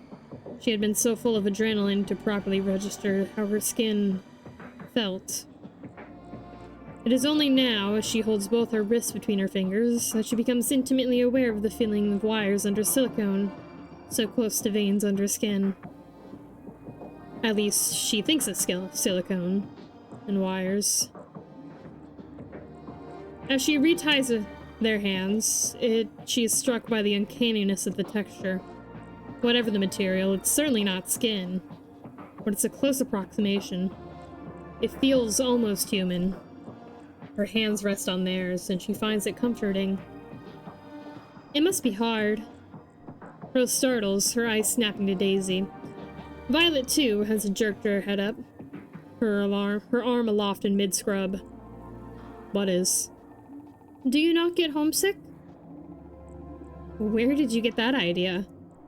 Daisy fills their head, as if deliberating, or tilts their head. When someone is away from something for a long time, do you not miss it? Do you feel homesick? Well, of course it isn't great. I'm sure it's stressful. Violet puts away her soap, pauses. She looks thoughtful, like she's seriously considering Daisy's question. But I'd say homesickness is the least of our worries. The moon itself is fine. There's a reason we studied hard to come here. We care about preserving it, preserving your creator's technology. It's the circumstances that have us trapped here that make things suck. It's like... She clamps her own mouth shut in an audible click of her teeth, turning to Daisy. Then, huffing, she looks away. Rose doesn't get it. So you two love the moon? That's... admirable. It must be admirable. To care for an inhospitable environment that fails to care for you. Their hands clasp together, as if in prayer. It isn't that deep. It's not that the moon fails to care for us, it's just a place. That's nothing to take personally. It can't love me, it can't hate me. It just exists. But you prefer Earth. Violet shrugs. Sure, if I had to choose. That's where all my homies be at.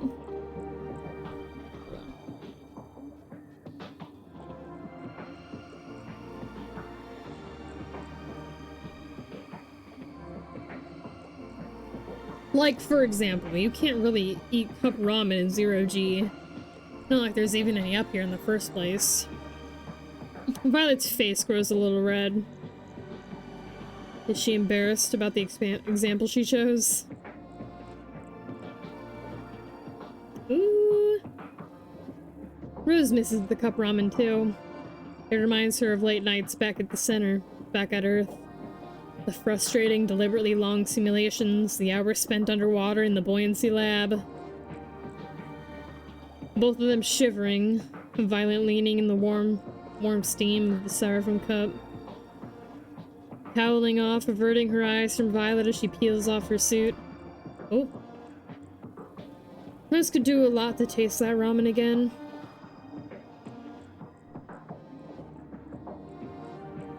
Ooh. Cup ramen. Did I see Daisy's expression shift just now? Or did I just imagine it? So if you could eat cup ramen on the moon, you would prefer it over Earth? It was just an example. Look. And Violet turns to face Daisy properly. It isn't that deep. The moon just isn't my home. That's all. Violet, having finished cleaning herself up, goes back to tinkering with the controls. Daisy's gaze turns to Rose. And you? And me? Is the moon your home? Or is there something that needs to change first? Well, I do like the moon. It's pretty. I've always thought it was. And? Daisy's head tilts the other way.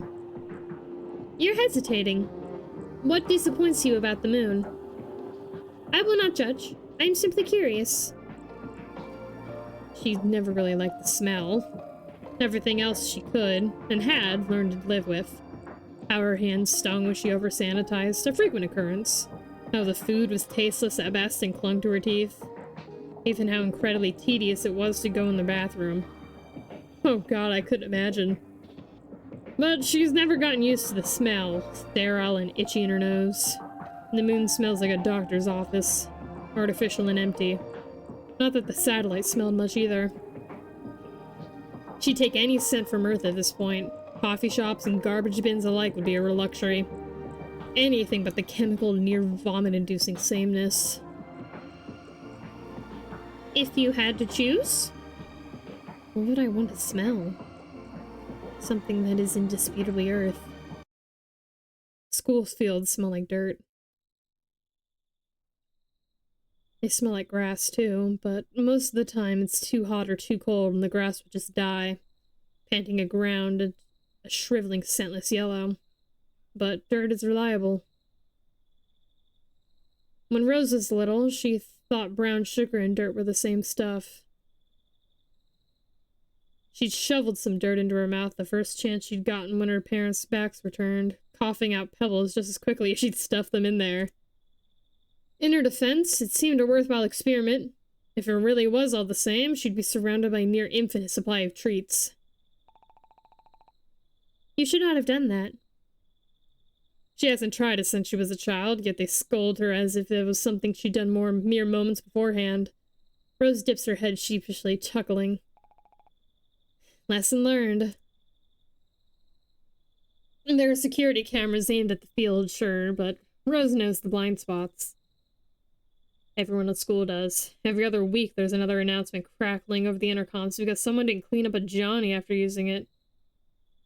Daisy sighs like a disappointed parent, hands clasped behind her back as they walk a step ahead of Rose.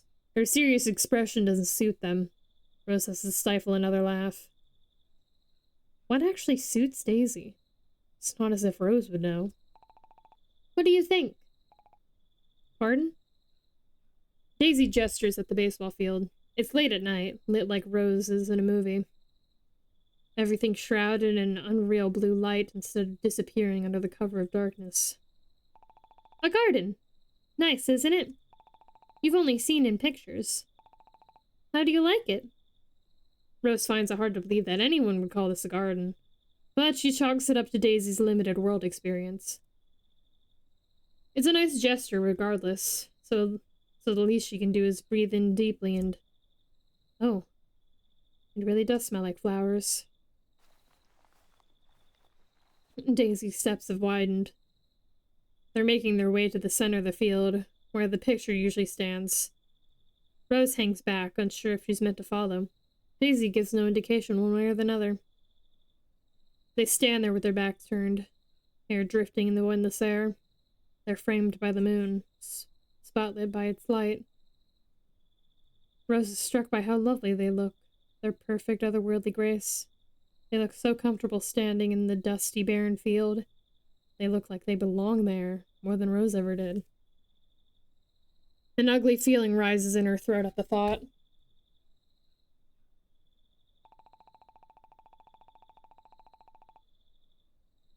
I only wish that you could see this during the day. The moon is beautiful, but it's not. You'll be up there soon enough. I want you to see as much of the sun as you can, while you still have the chance. Am I going to die? They tilt their head to look at the moon, sighing. Eventually. No system lasts forever. Don't worry. I will die first. You can die? You were right. There are better words to use. Can you come here? They say, their backs still turned. Though neither of them have had to raise their voices to be heard, the space between them yawns and aches.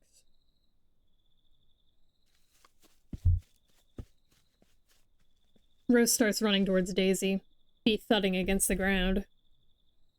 Grass tickles their ankles and the night air stings their face. Her hair whips against her skin. The painful distance between them refuses to close. Daisy! It's only when Daisy turns that Rose suddenly finds herself mere feet away. Their eyes meet, and Daisy takes an unexpected step forward. Rose tries to stop, desperately trying to find purchase on the ground. But the gravity is against her. She stumbles over the wet grass and tumbles headfirst into Daisy. They yelp as she hurtles into them, the field crashing into their backs. The dirt is a shock against Rose's skin, colder than anything she felt on the moon. For a moment, she's too aware of the beating in her chest. The ground has scraped her knees. She rolls over. Daisy is breathless beneath her. Which is odd. Daisy doesn't breathe. Rose remembers Violet asking in a faraway dream, a distant memory. This is not... They pause, frowning, before their expression returns to a neutral smile. It seems you've gotten my dress dirty. The confusion passes. Rose sweeps herself away, laughing. Who wears a dress out in the dirt? Many people do. You do. Though you do not seem to like it. Rose scratches the back of her head. Well, you know me. Never grew out of being a tomboy, I guess. She forces a weak laugh. For a moment, the moon is unbearably bright. Every hidden part of her exposed, laid bare to the world. Her knees burn in the cool night air. Daisy's looking at her. Daisy is looking through her. Do you feel like a tomboy? I was just thinking, a dress must feel different when you choose to wear it. Yes. Daisy nods, letting Rose sidestep the question. Rose breathes. She feels the thrum of her telltale heart. If you want to be called that, you can be called that. But you want to like wearing dresses, like me. Rose stares at the sky. Dresses have always so heavy on me. A company event with politicians and cameras and too many eyes, bile rising in her throat, a flash of pure white in the crowd. But yours, you wear it like it wears nothing at all. Do you like it? Your dress? Or do you just wear it because you can't imagine not wearing it? Because you've been wearing it your whole life? Because you don't know what you'll be without it. Because you don't know what's underneath. Because you feel like you can't take it off. Daisy hums, considering. I can move freely in my dress. I do not feel its weight. And they smile at Rose. I like the way it feels on my legs. I know what is under my dress, and I can take it off whenever I choose. My knowledge base indicates that humans find nudity uncomfortable outside of certain contexts. You could consider it a professional courtesy. Daisy's smile turns conspiratorial, like they're in on the same secret. Would you like to see what is underneath? What? No, that's not what I... Daisy laughs, not unkindly. To answer your question, yes, I do like it. And you want to like it too. You can choose. Rose swallows. Daisy doesn't push the matter further. Daisy has so many smiles. Rose can't read the one on their face now. Enigmatic. Almost melancholy. What? Nothing. You reminded me. You were the second person to ask if I like wearing my dress. Rose opens her mouth to ask who the first person was. The answer shivers through her. She can't speak. Daisy taps Rose's leg. Shall we get up? Right. Rose stands up, quickly stepping back to put space between them. But she's held back by a tug on her waist. She looks down. Daisy's hair is caught in her belt, strands tangled into a dust bunny, no longer the ethereal thing her hair should be. Shame blooms in Rose's chest. She pulls away. That just makes it worse. She's painfully aware of Daisy watching her. I'm sorry. She tugs frantically. It must hurt Daisy, but all they can do is place a comforting hand over hers. Hey, you're fine. You're doing fine, Daisy. Hey. And we're back. Violet's grabbing her shoulders, shaking her awake. Rose blinks blearily into focus. The dream slips away like sand. Rose, you... Okay, alright. She's threading her hand through her bangs, clearly trying to steady her breathing. This wasn't a dream, right? I mean, you saw something just now, weren't you?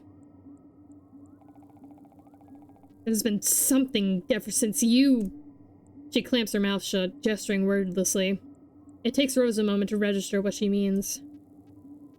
By the time Rose manages to nod, Violet has spun away from her to approach Daisy, who looks at them mildly. Innocent Daisy. Girl, what are you doing? Since you showed up, we keep drifting off like this. Daydreaming. That's your fault, isn't it? Yes, it is.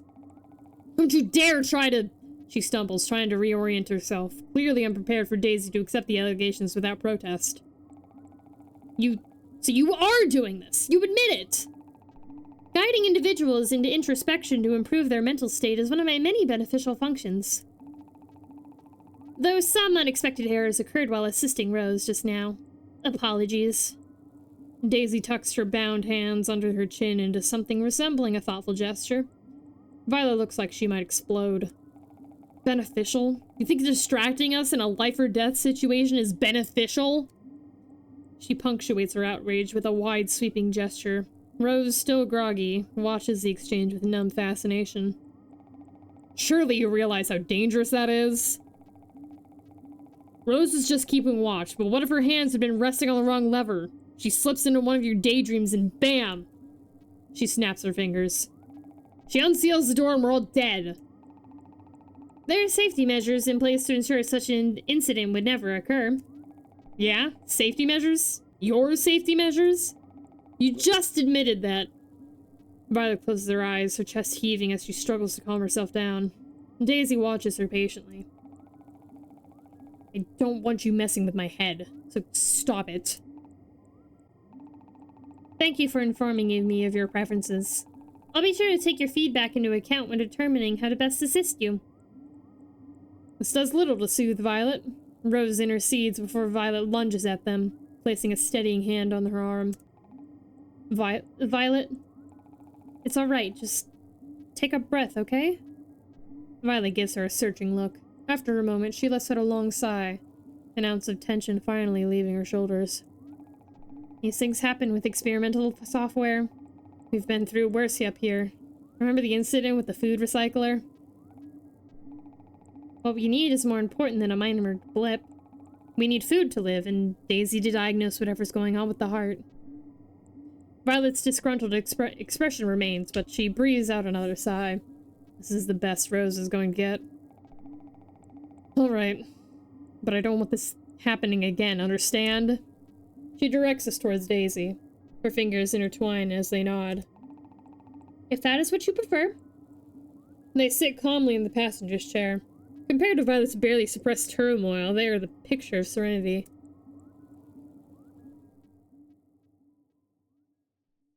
This is a long fucking journey.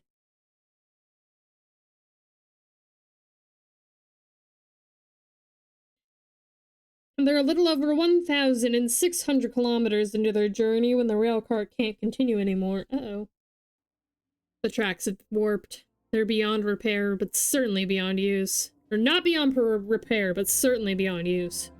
The magnetic clamp strains to gain a foothold before giving up entirely, costing them precious minutes as they reconfigure the system to get moving again. It's probably best that we don't push it much further. If we do, we run the risk of not being able to start it up again. We don't stand a chance of making it back without it. And Rose appreciates her optimism. Leaving the cart means removing Daisy from their constraints. Not that they had been of any use anyhow. Violet clicks her tongue, annoyed. But she doesn't say anything as Rose unties Daisy. Rose can see the "I told you so" in her eyes. Daisy wrings the tension out of their wrists. Does it? Oh, you said you don't feel pain, right? I do not. They flick their wrists one more time before letting them rest at their side. Their skirt, finally freed from the wires, billows out around them. It looks right, the way the wilted flower finally given water does.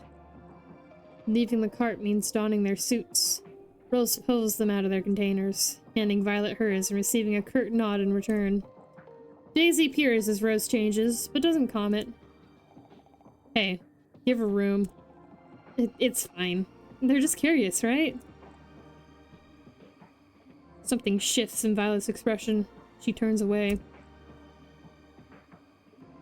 Look at their cute frickin' suits!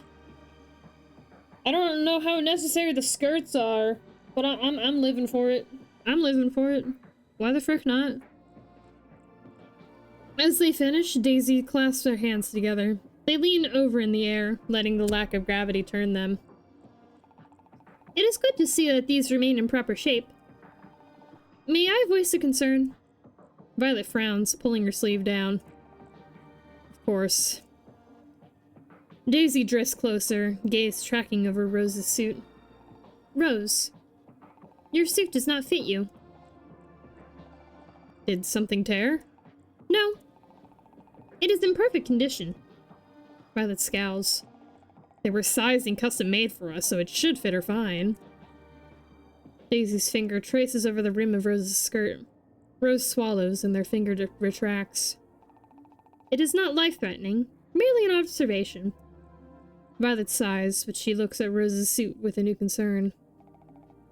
How do you feel? She's not just asking about the suit. It's alright. Is it too loose? Too tight? She moves closer. Rose can see her expression shift into engineer mode, like she's trying to find a fault in Rose's wiring, and she reaches absently for Rose's shoulders, patting them down, checking for clearance and interference fit. At her touch, Rose is immediately alive, aflame. Violet looks up, meets Rose's gaze, and there's something in her eyes for a fleeting moment. Rose moves back immediately, burned, and looks away. Boiling kettle. Here's the stovetop. Rose isn't the quick study Violet is, but she's finally starting to learn not to touch. It's not... I'm just aware of it, that's all. Not a big deal. I can live with it. Let's go. Rose doesn't see the hurt that flickers across Violet's face, the real and sudden regret. But Daisy does. Yeah. Oh, hell yeah. Suit it up! Violet clicks at the radio in her helmet as she turns towards the door. Before they step outside, they hold down one of the buttons on the side of the suits. It takes a few sputtering seconds, but the rockets underneath their feet start up. At this depth, if there isn't something holding the two of them back from the pressure, they'd likely crumple under the weight. Rose grips the side of the cart to stay stable. Violet follows her, one hand braced against the door. Ooh, the temperature's rising. I just noticed that. Ready? Rose looks at Violet's reflection through the inch-thick glass in the door's window. It nods at her and pulls back the door. There's a moment of stubborn reluctance from the door before it finally gives way. The pressurization seal breaks with a telltale hiss of escaping air. An unpleasant whir spills through as the door grinds against the cart. Accumulated lunar dust on the outside frame sweeps inside. The door yawns open. It's so quiet. With the rail cart stopped and the heart broken, the tunnel is definitely silent. All that's left is the gaping maw of darkness beyond the threshold of the cart. The terror of the situation comes back to Rose. Off we go, then. Violet hesitates. Rose opens her mouth to say something, but Daisy speaks first. You require my guidance? They float forward with a smile. Their dress billows out behind them, unfettered by the clunky suits that cover every inch of Rose and Violet. Violet sighs in annoyance, a harsh rasp in Rose's in-ear radio, and pulls herself through the door. Rose follows. Oh, so cute. The path ahead is somehow darker than the sky that greeted Rose outside the satellite. Illuminated by neither the heart nor the railcart's headlights, the inky darkness is broken only by the occasional flicker of damaged battery-powered bulbs and the flashlight attached to their suits. Even those feel more like a handicap with the shadows they cast, pulling at Rose's imagination. Beyond the few feet of visibility they manage to fight for, everything around them gets swallowed whole. With their senses limited, it's hard for Rose to discern how narrow the tunnel actually is. All she can feel under her hand is the weave of lunar stone and wire that makes up the wall. All she can see are the faint forms of Violet's suit and Daisy's silhouette. All she can hear is Daisy's murmured instructions, Violet's tense questions. For all Rose knows, the rest of the space around her could be cavernous expanse reaching far above her. Sometimes, with only moments to spare, she catches her leg before it slams into the skeletal remains of some long-dormant excavation tool. They fall into an uneasy rhyme. Violet will issue a sharp warning. Rose's rocket will thrum, hoisting her high above the object until any chance of contact is long gone. Everything connected to Rose obeys Violet unthinkingly. With the intense pressure crushing down on them from all sides, a careless bump could be something far more serious. They're not in the satellite anymore. It continues on like this for what feels like forever. Every flicker of light from their suits brings another wave of shadows dancing along the tunnel. Every narrowly missed accident throws her into another fit of anxiety. Rose swallows hard. She thought she didn't mind being alone. She realizes that she never properly understood what that word meant. Just keep your eyes on Violet's back. And Violet's back is solid. Rose traces the edge of it with her eyes. Blue and firm and solid. It's the only steady thing in her vision, but even Violet isn't safe from the shadows. Daisy's silhouette is the only thing unaffected. They float a few feet ahead of Violet, guiding them ever closer to the heart. They don't glow exactly, but their sheet skin seems immune to the tricks of the tunnel. They move through the oppressive quiet with effortless grace. In a void that feels surreal enough to be hostile, Daisy is an exception. Violet's working hard to protect them, to protect her. If Violet wasn't there, there's no way that Rose would be. Not a chance. They don't let people like Rose up there easily. She's smart, sure, but there are plenty of people who are smart. There are plenty of people who don't get lost in their own dreams. People who aren't so fallible. Violet's textbook perfect. Anxious, maybe, but even her anxiety is by the books. The realization hits Rose with new clarity. They've been drifting out here for nearly a year, and the entire time, Violet has been keeping them both alive. She is the solid ground beneath Rose's feet. She is the oxygen burn. She is the impossible gravity. She could do all this on her own. She doesn't need Rose's help. She doesn't need anyone. Her retreating back speaks for itself. That's probably why. Rose? Rose blinks. Violet's still moving ahead, but Daisy has turned back. Or have they? She can't tell.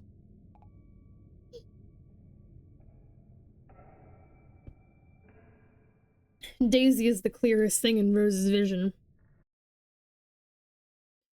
They're sitting in one of the school stairwells, feet bare against the uneven linoleum tiles. This is Earth, but their dress still floats, forever beyond the pull of gravity. Daisy is pretty. Rose lets herself think that, without trying to force the thought out of her head. You had something you wanted to ask me? Oh, yeah, she did, didn't she? Sort of? Her brain skitters through thoughts as she tries to land on something appropriate. Are you free tonight? I'm free every night. But I appreciate that you can make jokes. My influence, no doubt. They smile, a noise resembling a laugh tickling their lips. Rose doesn't think she'd ever heard Daisy make a joke. At least not intentionally. Sorry, Rose's hands fiddle with a string-worn friendship bracelet. The sort you can either make yourself or buy overpriced on the web. Self-consciousness washes over her. It's hard to find the right words, I guess. I know what I want to say, but It's alright. I understand. You do? Of course. I understand everything about you.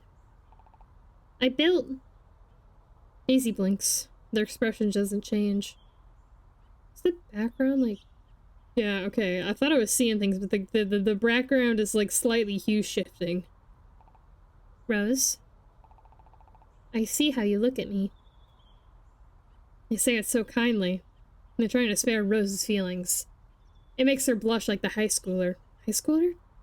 How old are high schoolers these days? She is. Well, that's... It's alright. There's nothing to be ashamed of. What you were feeling is not abnormal. What am I feeling? If the answer to that is anxiety, Rose is already well aware. She may feel guilty over a multitude of things that she probably shouldn't, but her anxiety isn't one of them. But Daisy has a different answer. Jealousy. When someone makes you want something you do not think you can have. When someone makes you want to be something you do not think you can be. When someone makes you want to not be alone. Oh, I see. They pause. Rose reels. But if I am wrong, all you have to do is tell me. I do not mind. I would prefer it, actually. Because it would be sad if I was right. It would be painful. Rose can't speak. The second she starts talking, she won't be able to stop herself. But it's weird, right? To want something from someone so different from you? Daisy is not human. Daisy is inhuman. Even if Daisy is every bit as perfect as the moon, they cannot and can never be human. Even if a human is every bit as flawed as the moon, they cannot and can never be Daisy. Rose's hands rise towards their chest. It's alright. They reach out a hand. Their fingers seem indecisive about their own state, transparency crawling further up their arm before extending all the way back again. It flickers. Rose does not take their hand. I can sympathize. I wanted many things for my creator. I wanted... Their arms seem to flicker. But she is human. You are human. Humans underestimate their own potential. You think that you want to be... You think what you want will be forever out of your reach. You think you do not deserve your own desire. You think it would be selfish to want anything more than what you have. You think, for you, it would be like defying gravity. You think you are bound by your humanity, by the fact of your flesh. You are resigned to your fate. Daisy smiles sadly, then, for a moment, Rose sees them with new eyes. She sees them hunched over a cluttered workbench, sweeping hair out of their face, shrugging off their lab coat. They look so tired, so fond. Humans are capable of so much change. But you think you do not have what it takes, that you will never make it there. You think you are a burden. You think putting a name to your desire will make it real. They stare out the window, their face aglow with moonlight. Here we are. Give it a name. Tell me. What are you afraid of? That's okay. The scenery around Rose twists, from a school stairwell to the steps leading to a machine and back again. It is scary. It is different. To say goodbye to something that was a part of you. You were scared the first time you left gravity behind. It changed you. You felt the burden of your own body, not for the first time, but it was the first time you let yourself feel it. And if you liked it? And if you wanted to stay that way? Even if it could be for the best, you might. I might. Daisy's face is blank. Rose can feel the ground shake against her feet. Her neck is pushed back against the momentum of something. Hey, hey! She fights it, reaching out as Daisy's eyes goes dark. They look at some place beyond Rose before focusing once more. They hold themselves steady, but when Rose puts a hand on their shoulder, they seem to crumple under the weight of it. This is not your job. Taking care of you? Keeping me company. I'm not human. I was designed to be alone.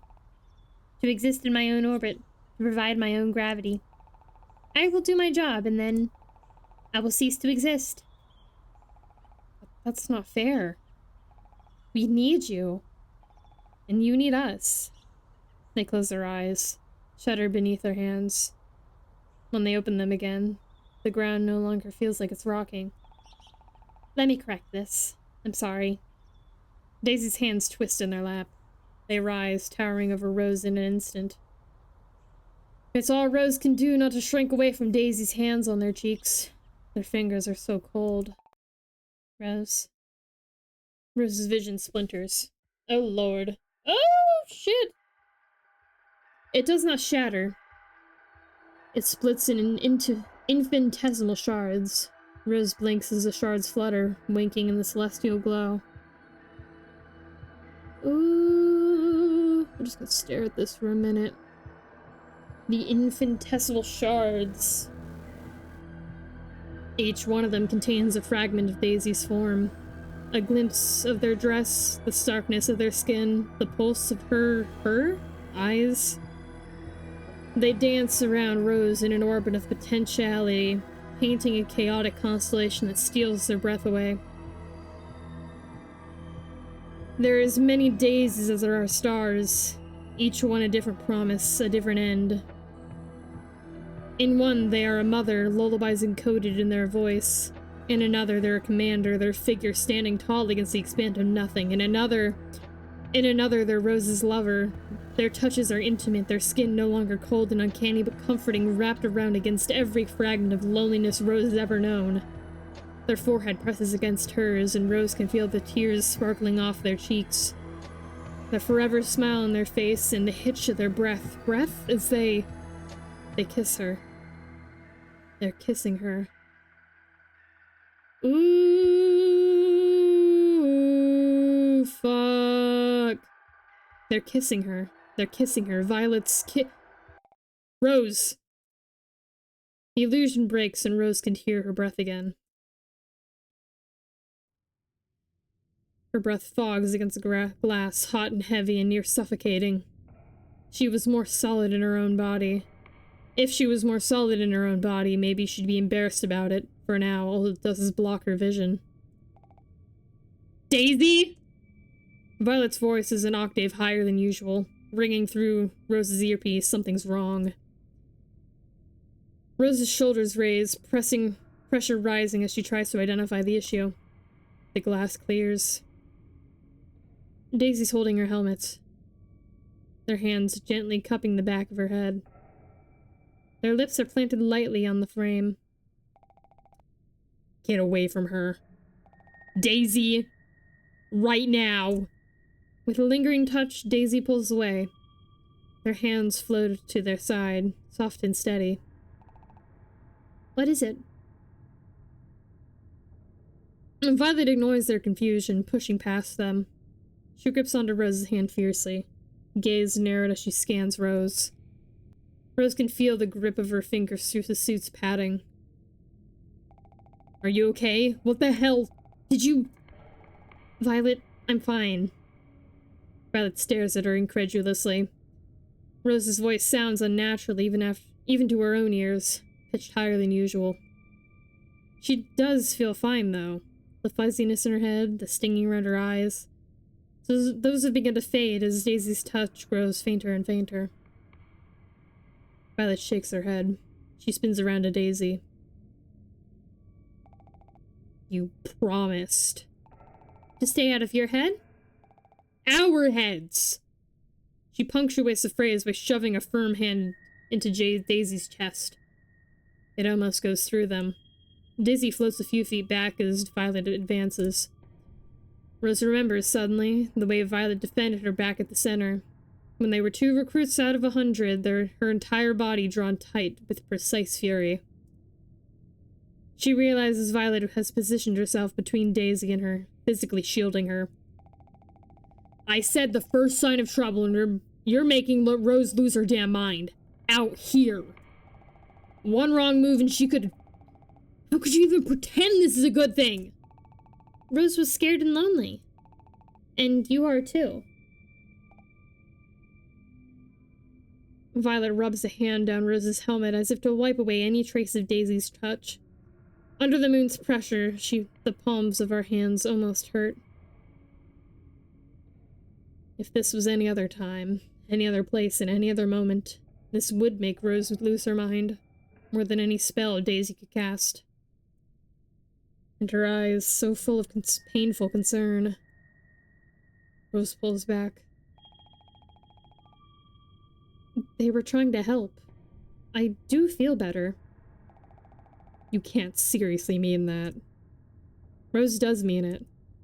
She feels strange, but the tightness in her chest is loosened. The darkness in the tunnel isn't as crushing as it was before. Daisy is here. Violet is here. Rose smiles and pats Violet's hand as it reaches out to her. It was kind of strange, yeah, but Daisy's experimental. And old Tech, if it was Dr. Raines who made you, right? She looks at Daisy. They incline her head towards her. I welcome feedback for any actions you may find strange. Violet scoffs. Whatever. Whatever. If I'm the only one sane enough to realize that making out with your life support system while the moon shuts down around me is a bad idea, then that's fine. I can save our lives by myself. Violet twists out of Rose's hand, heading down the path with newfound determination. Any retort Rose could have had drowns in the bite, bile rising in her throat. Daisy lets Violet pass. I am failing to aid Violet. Huh? Well... Rose watches Violet's back get further and further away. She hugs her arm to her chest. Violet is too far away for her to even think about bridging that distance. She doesn't know what to say to Daisy. She doesn't know how to comfort Daisy. If that is even what Daisy needs. Rose disables her microphone. Violet's protective. In any other situation, she'd be more agreeable. Being up here for so long hasn't been good for her. She should be out somewhere else, taking care of something else. She is lonely, and she is trying to hide it. The blindness of her own inadequacy brings the tightness back to Rose's chest. She swallows. Loneliness aids no one. Daisy turns, following after Violet. She's made a frightening amount of progress in the time the two of them were talking. I do not have a solution. Loneliness is something utterly foreign to me. When Dr. Rain sent me up here, I communicated with Earth until I couldn't. Oh, I hit that too soon. It was a simple fact. I could not provide her companionship. Similarly, her absence did not make me.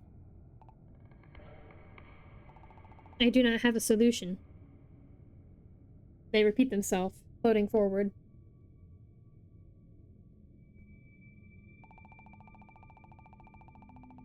But Violet is correct in that focusing on fixing the heart should be our priority.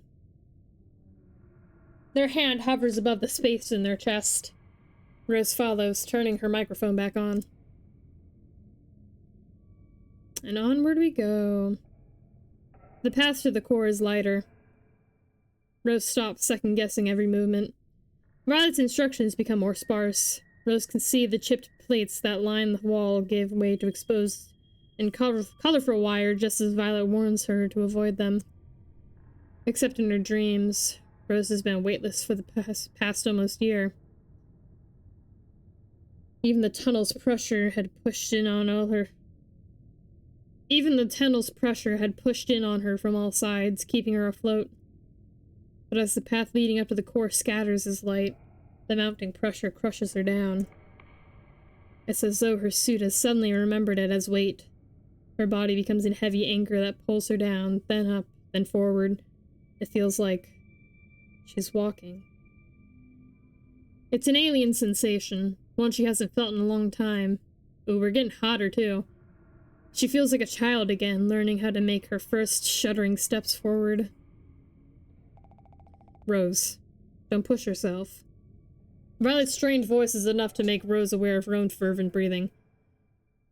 She swallows, hums in acknowledgement. Rose has never been to the moon's core. Obviously, she's not a specialist. She's a general maintenance worker, trained to interpret system readings, not to work on the core itself. She's been briefed on the theoreticals in emergency situations, sure, but this... She's always thought that half a century's worth of engineering genius would never fail. She never even thought it was a real possibility, even with the moon catching a chip off its skin. Oh my god. She bites her lip as the light is cut into long, searching fingers, worming through pieces of debris. Her eyes sting, unused to the sunlight. Careful. Daisy pulls her back just in time for Rose to narrowly avoid a piece of sheet metal. It tumbles past her, nearly twice her height, before slamming into a much smaller piece of lunar rock.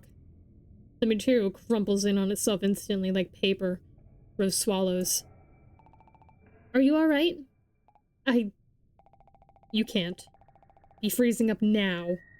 We can't save you every time. Violet is right. Rose wants to move faster, but it's so much harder than it ever was before. Her arms stick against the side of her suit, trapped and sickly against the bulk of the light. She's pushing concrete just to move a finger. Even her tongue feels heavy in her mouth. It's an effort to form words. I can't. Violet sighs through her earpiece. I know. The suits are just pressurizing. We've crossed a certain threshold. It sucks, but we're almost through. Hearing the strain of Violet's own voice brings some kind of comfort to Rose. Rose isn't the only one struggling here.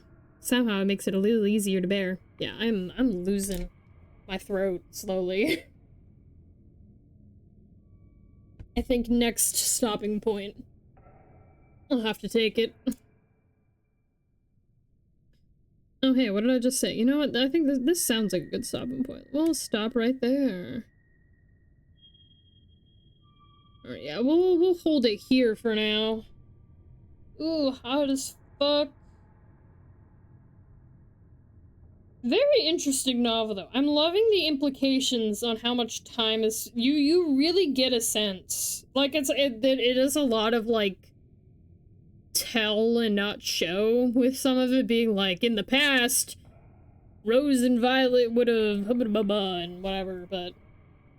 You know, it's still interesting. Loving to see what the fuck Daisy is doing in Rose's head.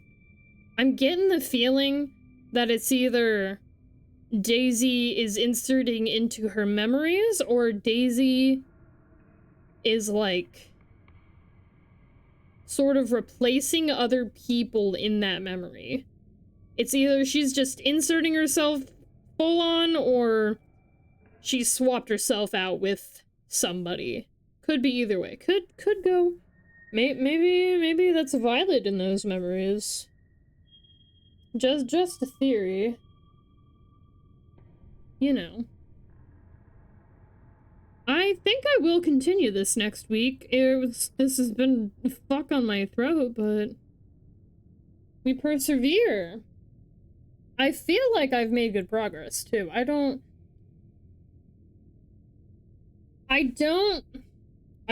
really know how long this is. It says it's 25k words, but that doesn't mean shit to me. So I'm like, have I read, like, 12k words at this point? I don't know. I've read, like, 2.5 hours worth of words, maybe? Barely 2.5? I don't know. I'm very intrigued, though. Definitely intrigued. I've really gotta not do any more VNs from here on out, though. Oh god! It's just so much reading. So much reading. And I know I'm not the best reader. And I don't do the best voices. But you know what? We're having fun. Taking a teeny break from gameplay. No more gameplay, just reading. But yeah. More of this next week, given I don't give up on streaming again for a hot second. Thumbs up. I'll do my best, I promise. Sometimes my best is not enough and I'm just like, you know what, I'm gonna chill. It'd be like that sometimes.